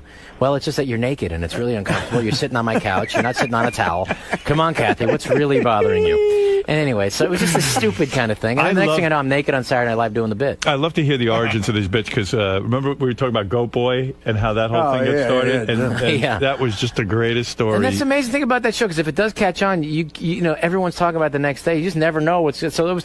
That's why you stayed there till 2 or 3 in the morning. Yeah. You knew that the next Saturday night you could get something on live, and you could get a sketch on, and you didn't have to wait 7 years to produce it. And you know, I mean, it's like it took 2 years from writing the movie to Josh Lee wrote the original draft. He did a great job to finally making Big Stan. There, if I had a Tuesday, I find out Saturday if it's funny. It's like I had such a tiny little hole in the wall room. They had so many writers there. I used to joke about it. The cast was so big that it took till midnight before the scroll was like, and feature player David Spade, and feature player guest feature player Adam Sandler, associate guest feature player Rob Schneider, and it's like and Al Franken, who will never leave. In a way, movies are too big in a sense that there's so much pressure to make a movie. With a sketch, it's so much better. You get an idea and you throw it on. And it's 3 minutes later. They offer me, do you want to do the Copy Machine Guy movie? It's like, no, I can't even come up with a 3-minute bit. How am I going to do it? The people are going to be pulling their eyeballs. Well, 90 minutes of Copy Guy. You know that bit he's talking about where he would go, the Jakester, Jake Rooney, stuff like that. Yeah.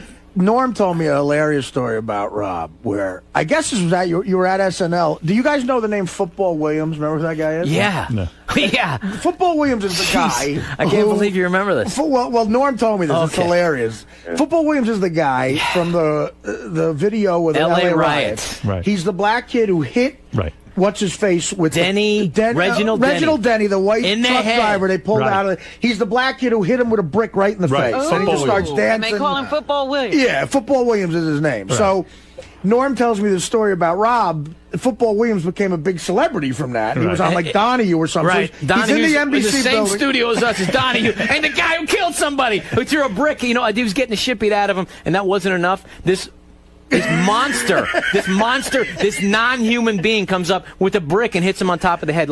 Absolutely the most inhumane thing. So you're bitter that this guy is so famous, and he tells me, Rob, supposedly you were taking a leak next to him in the NBC. I look over and I go, hi. Football Williams, it's you. And Rob has this idea look, I'm talented, I'm doing characters, I'm trying to get famous. This guy's fucking famous. And he really was pissed off at the guy, Football Williams. And then what happened? I've never been on Donahue, he's on Donahue. Right. I don't get asked. Phil hasn't asked me, so So then do you remember what happened? Because Norm told me the whole thing. What happened? Rob said he was so pissed off at this guy, and then Football Williams, because that character he did was an enormous character. Right.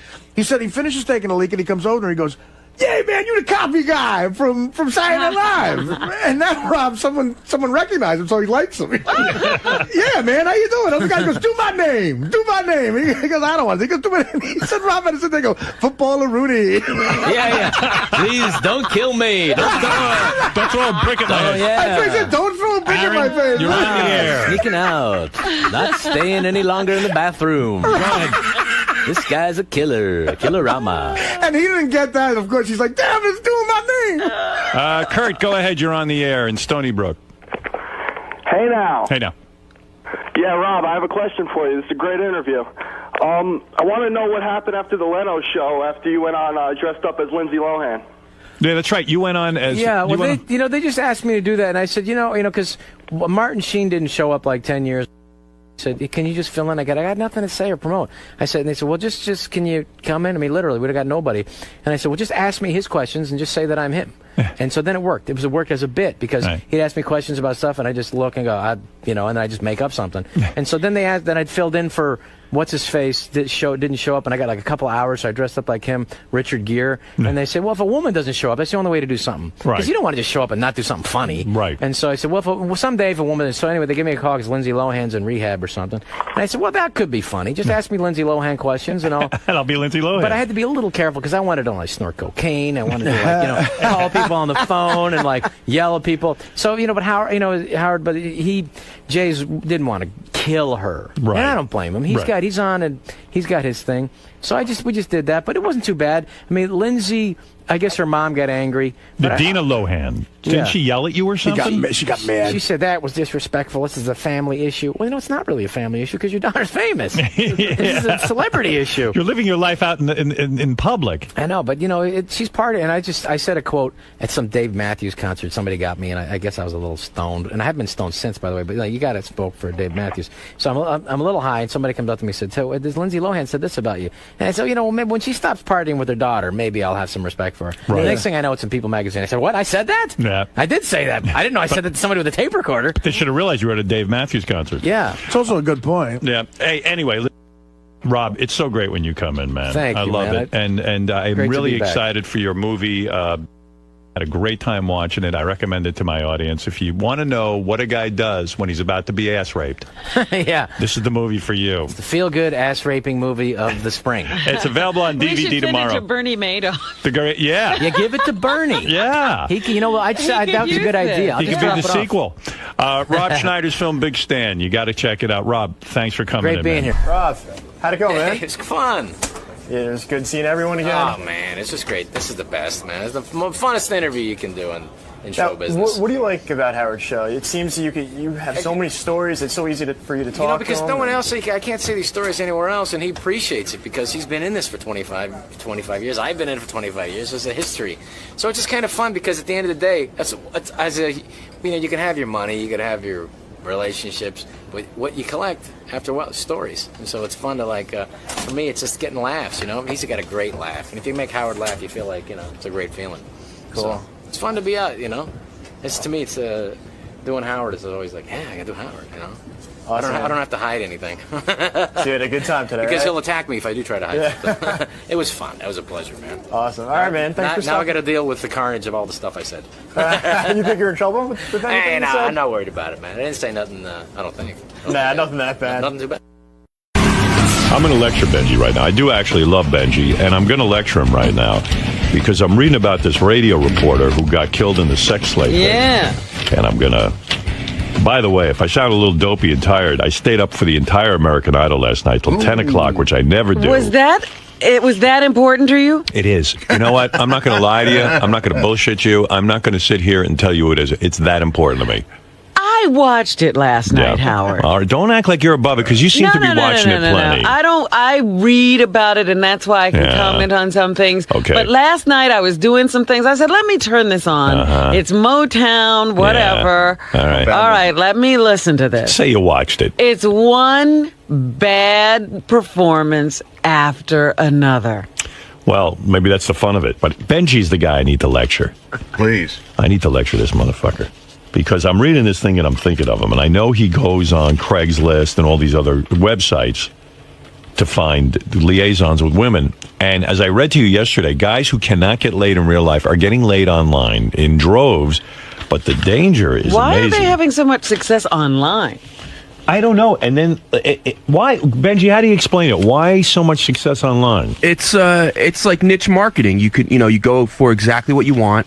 Right. You can. It's like fishing, but you have a line out all day till a fish bites on it. Web full of lusty encounters and dangerous liaisons. The fact that radio reporter George Weber met his alleged killer on Craigslist didn't weigh heavily on the minds of some New Yorkers looking for lust there yesterday. It says here that this hasn't even made people stop and think. It didn't cause even a ripple. It Nobody didn't cause stopped. a ripple, that's People right. want to get laid. The troubled teen accused in the stabbing death of radio reporter George Weber is a Satan-loving sadomasochist and hustler who agreed to do a drug-fueled rough sex romp for $60. Knife fetishist John Katehis. Oh, knife fetish. Knife fetishist, 16 years old, stabbed Weber 50 times to the neck and body, police said. He and Weber met online sometime last week and had arranged to meet Police Commissioner Ray Kelly said. There was going to be an exchange of money. Katehis was charged as an adult with second-degree murder, which don't mean shit because you know what? He's 16. He ain't going to go to... He's only 16? Yeah. He's probably just going to go to I don't know, what do they call that? Like a juvie. Juvie. Yeah. But what about the legality of it? Is it illegal to have sex with a 16-year-old? I would imagine.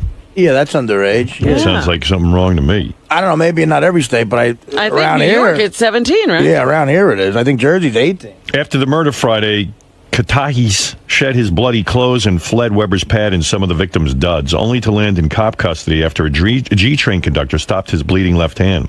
First of all, I can't believe that anyone on the subway cares when somebody's bleeding. How can you tell? Everybody is inside. I don't know what's going on Isn't that on amazing? the subway. Isn't that an amazing story that a subway conductor saw a guy bleeding and like stopped to get involved? I mean, we've been on the subway. Would you have noticed anybody bleeding? I seen people missing a leg and there's blood pouring out of it. No one stops. You have tunnel vision. There are people shitting on chairs and nobody stops. It's like in that movie, Taking a Pelham 1, 2, 3. The thing gets hijacked and some guy sleeps through it. He's like, I don't want to see He anything. sleeps through the whole thing. Katis told cops at Helmhurst Hospital he cut his hand on a bottle.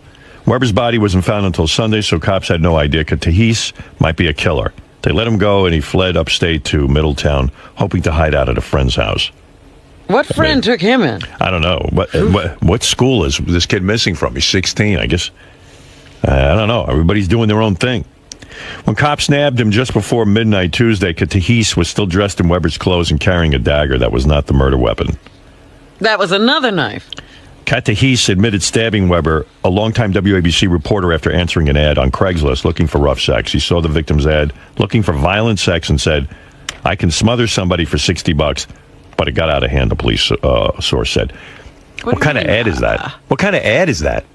That's some fucking ad. It's niche marketing, as looking for Benji violent. says. He was looking for violent sex. Well, he got it. Yeah. He should be very. You know what? That was another thing that occurred to me. He was just delivering what the guy wanted. Niche marketing. They say that the reporter should have checked MySpace, because if you looked on MySpace, this kid had a page. And the homepage is Well, you pictures. got to do an investigation, I suppose. Yeah, pictures of himself with various knives, including one he held against his neck. He also issued a chilling warning. If you disrespect me, then I will fucking break your neck, he wrote. Yeah, there he is with a sword. He calls himself... You see a guy with a sword, don't have rough sex with him. He also called himself an extremist and an anarchist and a sadomasochist. And he enjoyed long conversations, drinking, bike riding, and hanging out. This is the kind of guy you want to hook up with. Well, he's all right, except for the killing part. How exciting. He also listed more reckless hobbies, such as roof hopping. That's where you jump off a roof and see if you live.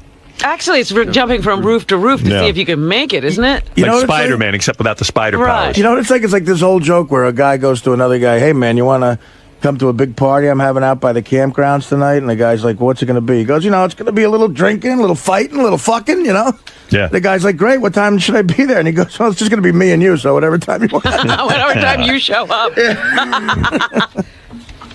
Turns out all the people in the neighborhood knew this kid, and they said he was one of those weird loners and quiet and creepy, and They're not surprised. They said, well, we all stayed away from him. Yeah, they're not surprised that he killed somebody. Finally, a guy seemed like, usually it's the guy, I don't know, he was a nice guy. People pretty much had this guy pegged as a killer. We stayed away from him, said a 21-year-old who gave his name as Chino. If Chino's staying away from you, you know you got a problem. Meanwhile, the radio reporter was laid off from WABC. Meanwhile, he spent $60 on a kid to come over and tie him up. Well, he was still working at one of the networks. He was laid off from the local. A lot of his friends said, gee, I wish people knew George the newsman the way we knew George. Yeah, but George had another side. All right. Well, listen, he wasn't a bad guy just because he liked young boys to tie him up. Well, 16 is illegal. That is Just true. Pointing that out, that's That not is a good true. thing. That is a negative mark against him. I don't necessarily want to know George's other side. But Benji, my point of view is, man, I mean, I could see somebody being really annoyed by you and chopping you up in a little baggie.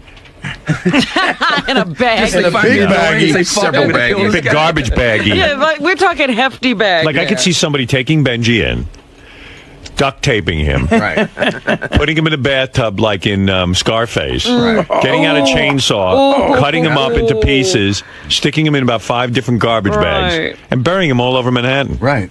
That's what I could see happening very easily. I could see me doing that to Benji. I mean, Benji, you don't ever think of that?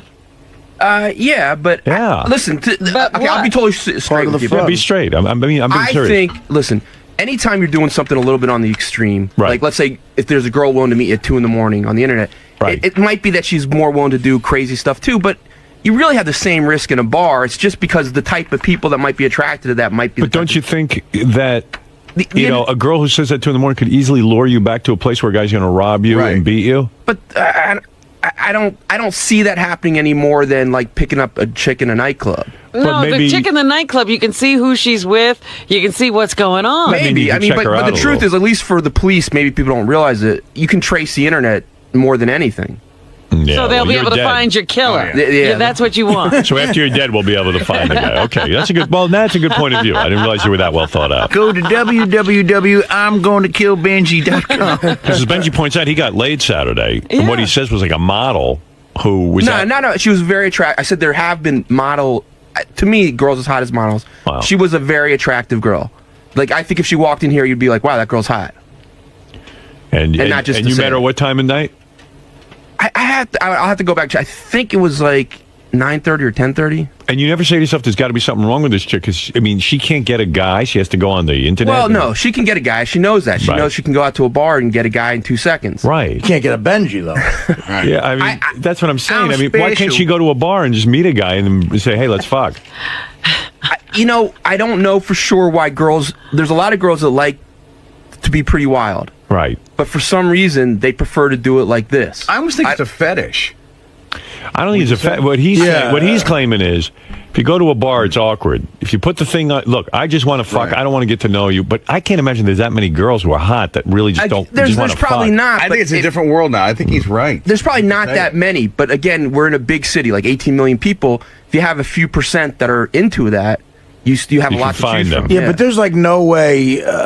Maybe at least hot chicks have the same sex drive as a guy. Because whenever I meet a smoking hot chick, when I become friendly with them, I'm like, what is it like to know you can have sex anytime you want? Like a hot chick can fuck anytime she wants, pretty much. The only time what time of night was this? 2 in? No, it ended around. I'd have to look up on my stuff. 9:30. Yeah. All right. So you get 9:30. She contacts you on this website, or you contact her on the website. I don't know which it is. Right. And which is it? You contacted her? I like, yeah. Okay. You like to be the guy who contacts? No. I do both ways. Okay. So this one you contacted. You saw her picture. You liked the way she looked. Okay. And then you... No, I didn't see her picture. Once we talked to each other, she sent a picture. Okay. So you see the picture, and then you got to question if it's really her or not. But okay. We talked on the phone. Right? Okay. So then she goes, okay, I'm going to meet you. Right. Or come over to my apartment. Right. And then you go right over to her apartment. Well, she came to my place. She came to your place. She said, and so the doorbell rings and she's there. No. I went out to the street to meet her. I don't tell her my address. Oh, right. That's right. Okay. That's right. You said, and you Stand under a lamppost. Right. I tell her somewhere about a block 2 away. I see. And meet her.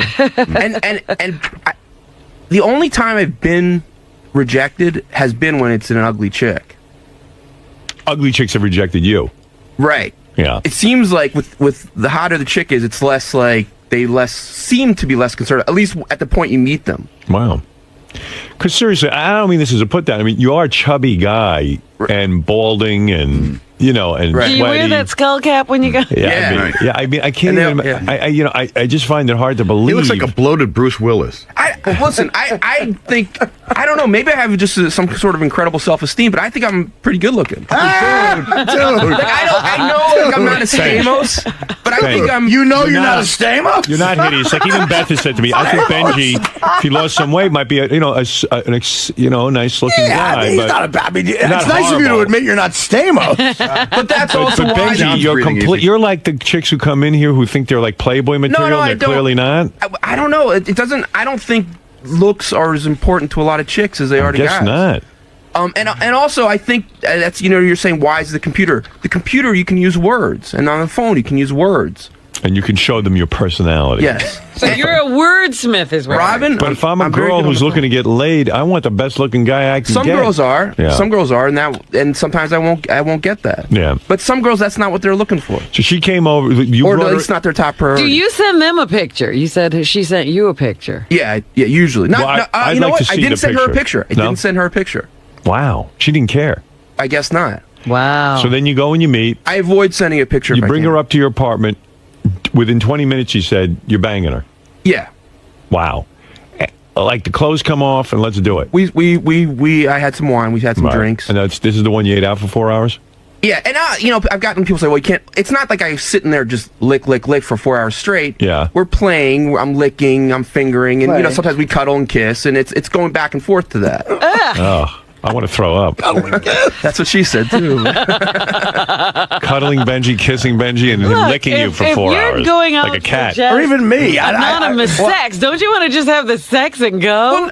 Even like my dog who craves human attention, can't stand to be next to someone for 4 hours. I mean, that's a lot of attention. Even when dogs lick you, after a while, they stop. They stop. They go get a drink of water. If I'm turned on by a chick, I could give her oral for a while, but 4 hours. You can take the fucking SATs. It wasn't 4 hours straight. Right, I understand. Like, you know. But that's without screwing, because you said you like to wait for the big moment. Well, I like to screw over and over and over again, but I know, like I said, I want to shower because I want to wash, anything off between the condom and my penis. Right. All right. Well, maybe I've heard enough. Oh, it's just creepy. I'm just telling you how dangerous this is. Yeah, look at this. We were just talking about this. A guy with a knife on the front page of the fucking paper. Just because like I said before, a lot of girls do not find this hot to do this, so I'm not doing this anymore. I'm just dating. Liar. You keep saying that. Well, I'm not. You are doing it. You just did it on Saturday. Why are you lying? Don't lie to the women that you date either. They got to know that this is what you're into.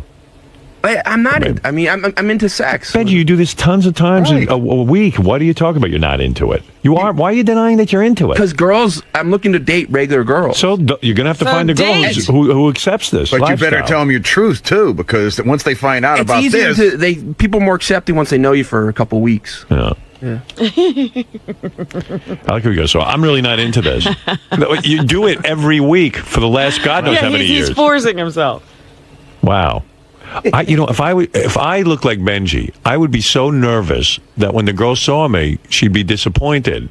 Well, that I would never do this. The only reason. But what choice do you have if you look you like guys him? ask, this is why, again, I'm hesitant to talk about it also, because the fun part about it is, let's say you do get rejected. Big deal. Fuck. I do. But what does that mean? I would feel bad about myself. But let's say no one knew about it. I know about it. It does hurt. It hurts when you get rejected by a chick. I know what Howard's saying. It gets to you. You're like, well, shit. Well, maybe I am really an ugly fat slut. But Benji actually might have a healthier attitude. He knows he's hideous, but he goes forth anyways. That's why, again, I never say. He doesn't know he's hideous. He thinks he knows he's not as good as Stamos, but right. He's somewhere So you actually think on some level he really thinks he's attractive? He said, in other words, he tells you all the time. He tells me all the time how attractive. Well, Fred, listen. You said he's hideous. You said he's hideous. Listen to the gap here. You said he's hideous. Benji feels it's necessary to say out loud he's no Stamos. So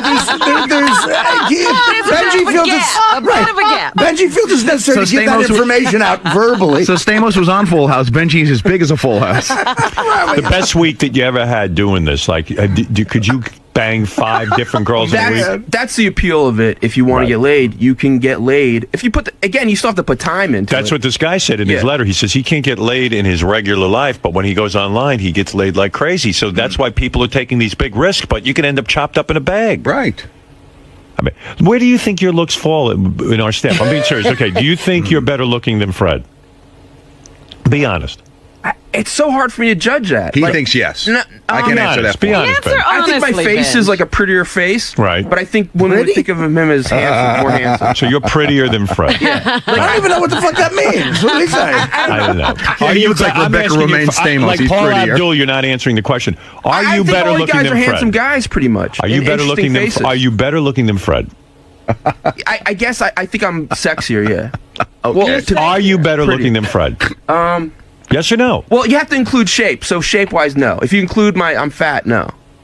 I think how can we not include that? If you were a girl, who would you want? The whole Fred, package. If Benji, who is better looking? You're looking at both of you now on the TV monitor. Me. Who is better looking? You're better looking. Yeah. Than Fred. Okay. Just in the monitor. Look right at now. Artie. Who are you? Are you better looking than Artie? Or is Can I Artie see better the looking than you? monitor right now? Oh my God! I don't know. Artie's so interesting looking, but I would say me right now again. Okay. Right in the monitor right now. I'd have to I told you he's delusional. Are you better looking than Gary?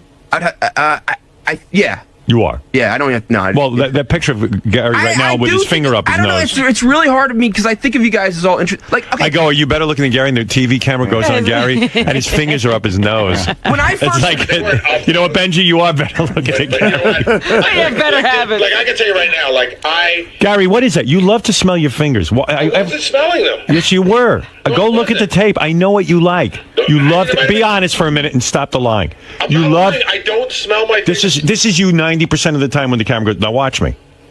I can't see you. You're like, oh yeah. You're like this. You know that's not true. I swear, Gary. He loves his fingers and he loves to smell them. There he goes. Yeah, there he is. Look, there he is. I can't hear him. He's talking to me, but I can't hear him. Can you hear me now? Now I can hear you. Yeah. So like I'm like this. It's more like a thinking position than I'm not like. Oh, you're the thinker. I don't know why I do it. I'm not going to sit here and tell you any great explanation, except I'm not smelling anything. You're like that old joke, asshole pussy. But who's asshole? I don't know. But just to get back. All right, so Benji, you're better looking than Gary. Let me. He's the handsomest guy here. When Will Murray first started here, I liked him a lot. But I felt bad for him. I was like, oh, he's such a boring-looking guy. Girls will never be into him. Right. But then it ends up like girls are like, oh my god, he's like the cutest thing in the world. So I guess I don't know what guys, Right. you know what. You thought that about Will? That he was a boring-looking guy, and you felt bad for him? Yeah. See, that's how off he is. What's going through his head? His barometer. I just thought he was such a nice guy, but he was like real shy. And He's like Benji's like, gee, that's like the Elephant Man. Yeah. Elephant Man walks into a room. You ready? He goes like this. Oh my God, I feel so bad for you. You look horrible. I mean, what is that? Benji, when he was thinner with hair, I saw don't pictures. care. I mean, he wasn't a bad-looking guy, but that's not the case. Remember when we judged the That's pictures? 30 years our ago. best picture, I was the best. Yeah, I know. But that's a picture from I've 30 never years seen you ago, look Benj. that good. There was one of those weird, like, you look at my press photo, that's the best I've ever looked. I look great in that picture. I love your face. I think you have a really great face. You happen to be He'd right. have sex with you.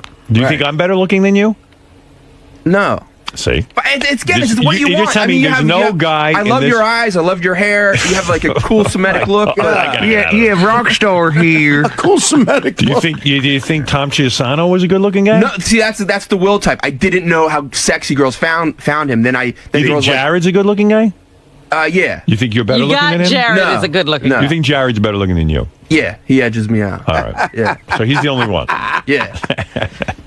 Wow. Wow. If What a Jared world. gains 70 So Jared's number one, Benji number two. Jared gained 70 Will number pounds 3. Will number 3. We got to get some women in here. and for a lost beauty his pageant. hair. I think I'd be better looking than him. If you what? If Jared gained 70 pounds and Right. lost his hair, I think I'd be better looking than him. I don't even know about that. And gouged out one of his eyes and ripped off his nose. Then maybe you'd win. It is clear, though. I get frustrated when I think of Will, because Will could have went on a tear. He got married too quick, I think. Well, he wanted the love of a Did he woman. tear at all? I don't know. I don't know. Well, but he did that he married- threesome, so he must have Oh, been that's busy. right, yeah. Yeah, with a guy. Yeah, but that was him and a gun. But that's one thing he's That's some spoken tear. about. Some guy came on him. I mean, he's a good-looking guy. I think he probably took advantage of a lot of things. What was that? Some guy blew a load on you or something? What are you talking about? No, that's me. Oh. that was Artie. What happened to you in that threesome? Nothing. It was broken up before it finished. There was no loads. You were sharing a Who girl with a broke it guy. up? You're good looking enough. You don't have to be sharing girls with guys, man. You can have your own girl. But I'm curious with Will. Did you, No, in I a went on no clandestine tear. way, ever? You could have banged a lot of broads, but you got a great chick. What are you gonna do? That's the way it goes. He's not all that sexual. That's right. He's a Asexual. he's a cancer survivor too, so there's a whole different true. Yeah, but psychology. he's That's even more of a reason to fuck. No. I think No, some people he would. must have promised God that he would be good. Or No, I I think he made some weird. But that was a bad deal. He made some weird promises. No. I would promise God. God, God you know was that. so good to me. You know, I would promise God. You know that thing that you made me love doing, coming. I'm going to do a lot of it.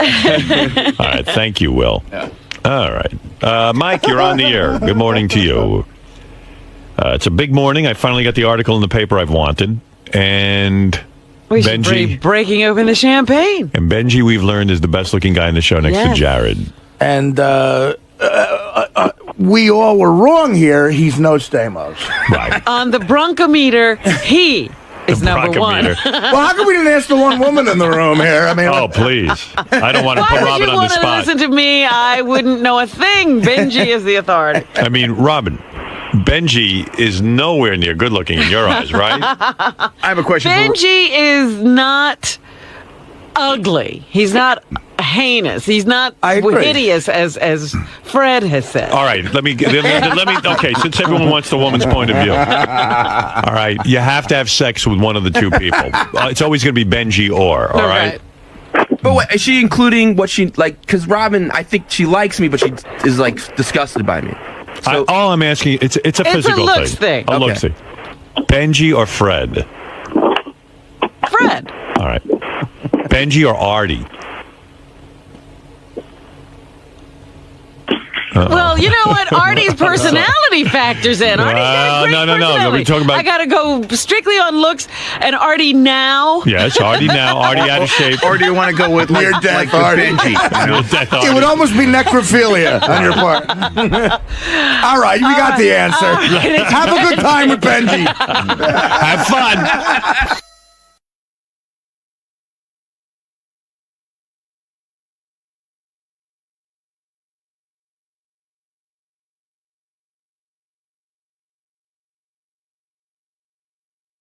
Doing? How you doing? Good. I really don't want to be firm because I have a bone to pick with Scott Goodstein. He's been like a prick to me lately. So unless if I sign a release, I really don't want to be on camera. Why not? You won't talk to me? No, not against you. I have a bone to pick with Scott. Scott Goodstein? Yeah. Yeah, so... This All one, right. yeah, This one. Okay, do that. So Kurt Angle's coming in today. He's a wrestler. He's a big deal. Elephant Boy. You know, You know, you got to worry about these wrestlers now. Wrestlers are just dying. I know. Well, do you know the part in the movie The Wrestler where he gets staple gunned? Uh-huh. You know the kid who's my bodyguard I showed you a picture of? Yeah. The kid who Yeah, I came know. home when he was 17 and his parents were gone? He does that shit. He wrestles. No, not Kurt. This kid wrestles in amateur wrestling matches around Jersey. Almost the exact scene in the movie The And he Wrestler. staples himself? He's been in staple gun matches. Oh, Wow. jeez. I mean, like, there's no phoniness. They staple gun. Right. each other. Right. Hey, what's your problem with that? I don't know. I guess Why don't you grow up and accept reality, man? That's making a living. Yeah, I But, guess so. You know, just a couple of weeks ago, the test was found dead. Yeah. And then, you know, we had that guy who killed his wife and kid and then killed himself. Oh, yeah, that guy went nuts. Yeah. I told Elephant Boy you could come down here and meet Kurt Angle, but he's going to have to do something. to meet I'm just Kurt worried that Kurt Angle is... We had a good idea. We had a whole bunch of ideas. Where is Elephant Boy? Bring him in here real quick. I haven't seen Elephant Boy this year. I got to tell him he's got to do something to meet Kurt Angle. He just can't meet Kurt Angle. Yeah, why should he just get to meet him? I mean, I love Elephant Boy, but, you know, there are rules. Hey, Elephant Boy. Boy, you gained weight. Put on a few, huh? Yeah, I have a little belly.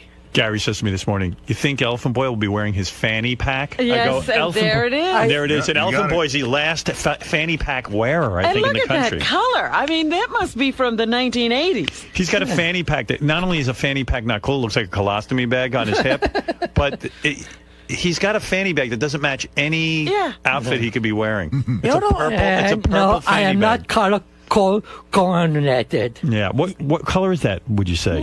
Purple. Maroon. What? Maroon. Yeah. Moron. That isn't maroon. Whatever. Why would you get a maroon fanny pack? Yeah, it was on set. That's why I say have enough pockets for me and I don't lose stuff. Why don't you get like a knapsack or a cool thing like a bag like I got? I have a knapsack I usually take to walk with me, but this is like with my small stuff. Yeah. What do you got? What do you got? What is so important that you got in your fanny pack? I got my radio, my cell phone, my cards. Credit cards. Yeah, but can I ask you something? Yeah. Why not? You see, like I got like a case, like I carry around a bag. Yeah. Because like that fanny, I'm just saying that fanny pack attached to your belt. Well, maybe next time instead of I take my knapsack, I do have one. No, because that's a lot cooler. I'm just. Well, he's always wearing that fanny pack. Elephant Boy has always reminded me of a celebrity, and it just fucking hit me who he reminds me of. I'll tell you exactly who you're thinking of. Okay, go ahead. I got to think of the guy's name. I know he's been in a couple of movies. He's been a guest. He's been a guest, and I can't. He's blonde hair. Not the guy I'm thinking of. I'm thinking of a musician. I'm thinking of an actor. I'm thinking of an actor too. Okay, I'm thinking of a musician. See if you're with me here.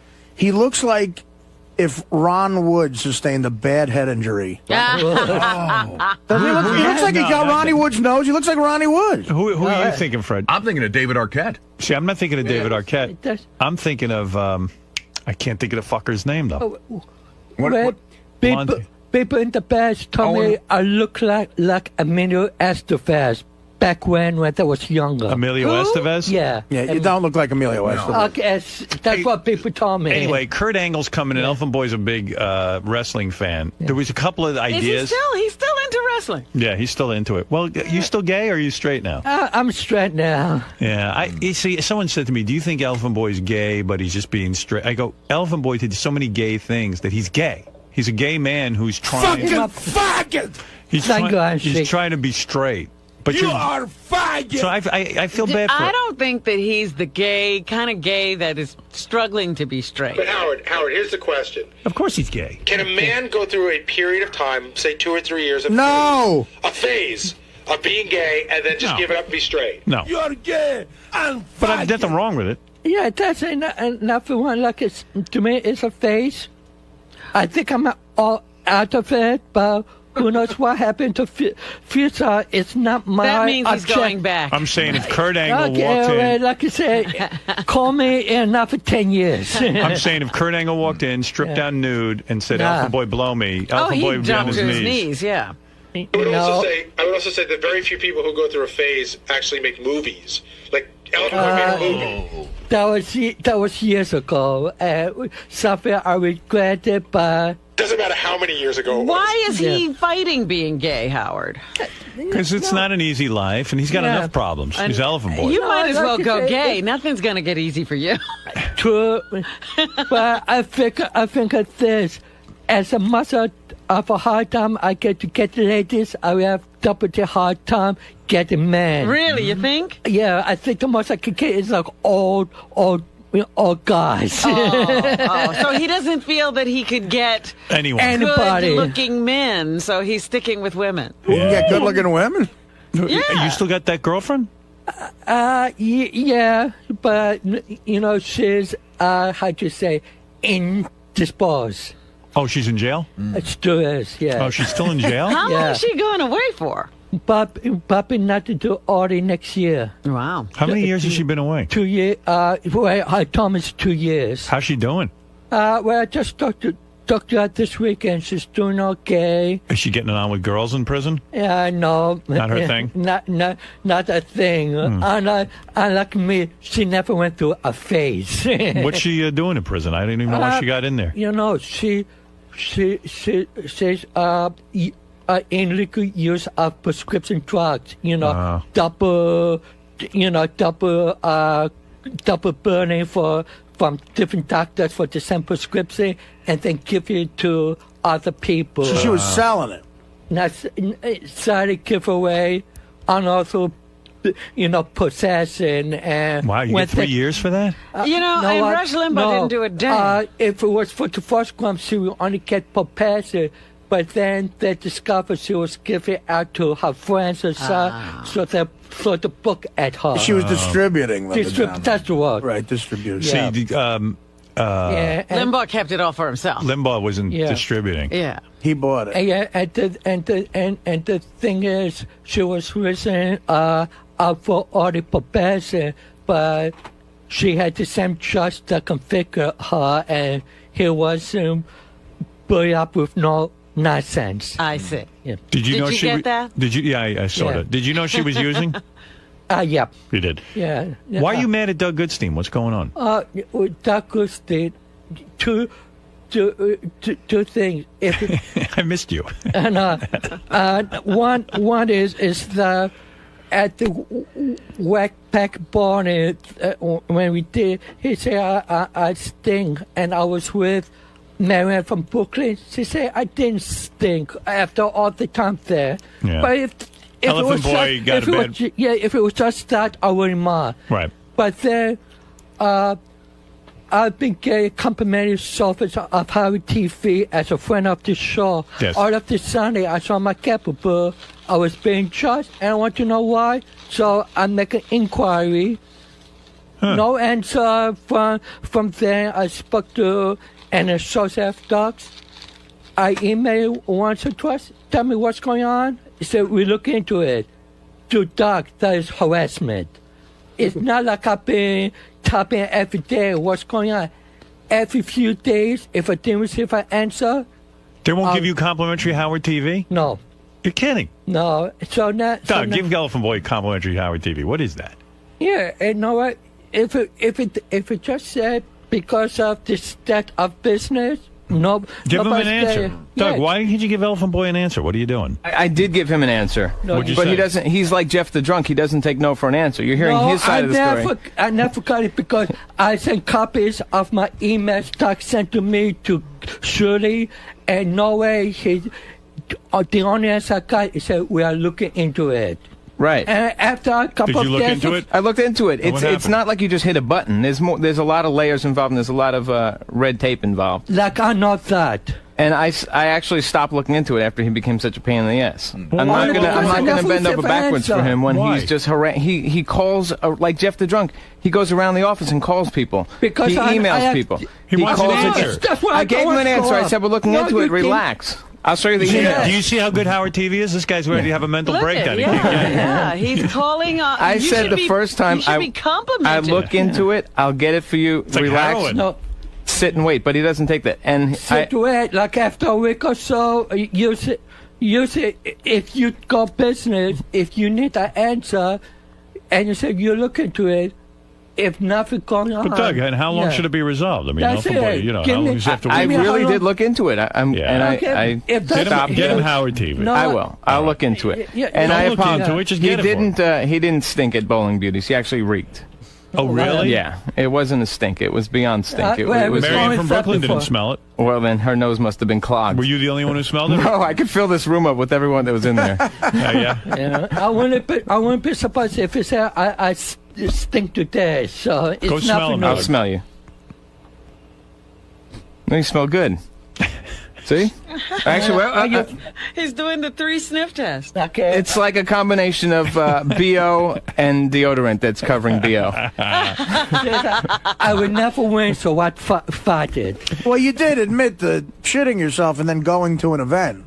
I admit to that. Yeah, that's pretty Okay, gross. but that's Elephant not. Boy, I'll never understand because you seem like, aside from your elephant affliction voice, you seem like a pretty normal guy. And then you go to an appearance with Gary and you got shit running down your legs. And like that took me by surprise. Like that was not in character. That took you by surprise. And I got to tell you what else took me by surprise. I was put in a situation I'm on the. No, when in you shit- respect, I when you- should just went away. But, Yeah, when you shit your But pants, you that go says home. something. It Yeah. says something when you just keep going. Yeah, but I You have have to bad say- judgment. I second At the least. No, you really do because you're not retarded or anything. No, People but don't know that. I do make I do mistakes. You do.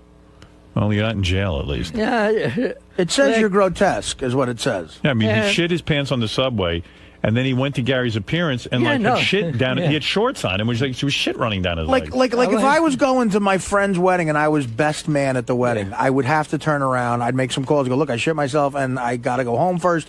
You continue Yeah. to go to a Gary appearance. That's right. Public appearance. Hey, you know what? We should say it was Howard. It was outdoors at a car dealership. Like he wasn't missing a lot. Right. And then you wipe. like I say, I haven't seen Gary in a long time, so I thought this Wow. go ahead, but yeah. Maybe there's more to those Gary appearances than I know. They're really great. Well, He's just saying- Gary is a nice guy. He's just saying he hadn't seen Gary in a long time. That's why he continued to go. He missed Gary. And No, like Gary I would think be happy because to see his shit-filled self. that wasn't my train of thought, but And then you wiped your ass on the tarp. Remember? You wiped my leg. You wiped your. It was all Yeah, down it your was- leg. I'm a, you know. And he I'm a- smelled. I mean, Yeah, you smelled it. did not, yeah. Do you remember the intern that was there? There's some girl, Ashley. You remember her? How you made her stink? Yeah, I think one of the interns. But listen, plap out to Gary. Elephant Boy, yeah. that isn't even the reason why I Yeah. brought you in here. I know you want to meet Kurt Angle, but you got to do something to meet Kurt Angle. Here's what I'm thinking. The first thought was, and I don't even know that this makes sense, but we were going to sit Elephant Boy in here and tell Kurt Angle that Elephant Boy is a Make-A-Wish kid, and he got mouth-fucked by a gang when he was young. And now that's why he talks like that? Yeah, that's one thing. And then every time. But do you think Kurt Angle will really fall for that? I wonder how much Elephant Boy would actually pay to get mouth fucked. Anyway, okay, so here's the thought. We could ask Elephant Boy Kurt Angle questions, and he's an expert on wrestling and stuff, so he could probably answer everyone anyway. But for every question he gets right, he gets to sit at least 5 minutes with Kurt Angle. Uh-huh. All right, so that could probably be, if he gets a couple right, he could be in here the whole appearance. Right. All right. For every question he gets wrong, he has to get 5 penis slaps to the face by Richard and Sal. Oh, good. Have they agreed to that? Yeah. Oh, I want to put it past those two. All right. Okay. Or for everyone he gets wrong, he has to get teabagged by Richard and Sal. Which is worse? I think... Richard and Sal are having gay sex. Yeah. Either way. But Elephant Boy actually doesn't mind getting a penis to the face. No. All right, I'll tell you what. How about this idea? Elephant Boy can sit in here with Kurt Angle, but every time he asks a question, we turn the Sybian on, and Elephant Boy has to ride the Sybian while he asks his like question. that one. You like that? I wouldn't want the Sybian. No, you gotta have the That's Sybian. what we want. All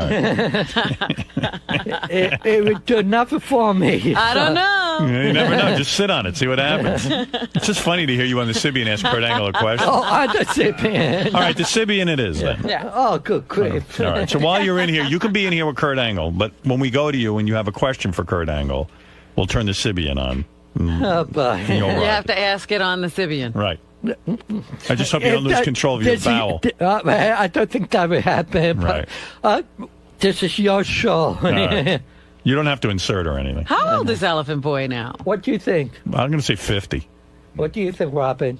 Yeah, I was going to say around 45, 50. Yeah, well, my birthday is not to 58, so I'm 50 and a quarter. Wow. 50. Yeah. 50's Elephant Boy, but he's always a boy. Elephant Boy. He's still a boy. You will never give me the moniker Elephant Man. No, that's not you. All right, Elephant Man. Go sit outside and wait for your Sybian ride Oh, with God. Kurt Angle. All right. I'm really looking forward to it. Okay, Why do you love Kurt Angle so much, by the way? Why was this so important to you? No, wait, it's not just Kurt Angle. I was invited like a couple months ago for Ric Flair, but he canceled out. So when I heard that Kurt Angle was going on the show, I asked her if to take up on my rank. Why do you love Kurt Angle? Oh, Kurt Angle is one of the top wrestling stars today. Right. Remember, Elephant Boy used to go to all the wrestling matches, and you were almost like in love with that one wrestler. Yeah, Mick Foley. Mick Foley. What happened to him? Jack. Cactus Jack. Him too. What were you? You had a mad crush on him. No, not crush, because he. Oh please! You were hanging around the locker room. No, he was making appearances in the New York area, and I know from his reputation of being extreme, hardcore, that whenever you see him... Hardcore. It's fake, right? You don't wrestle. Oh, yeah, fake. it is.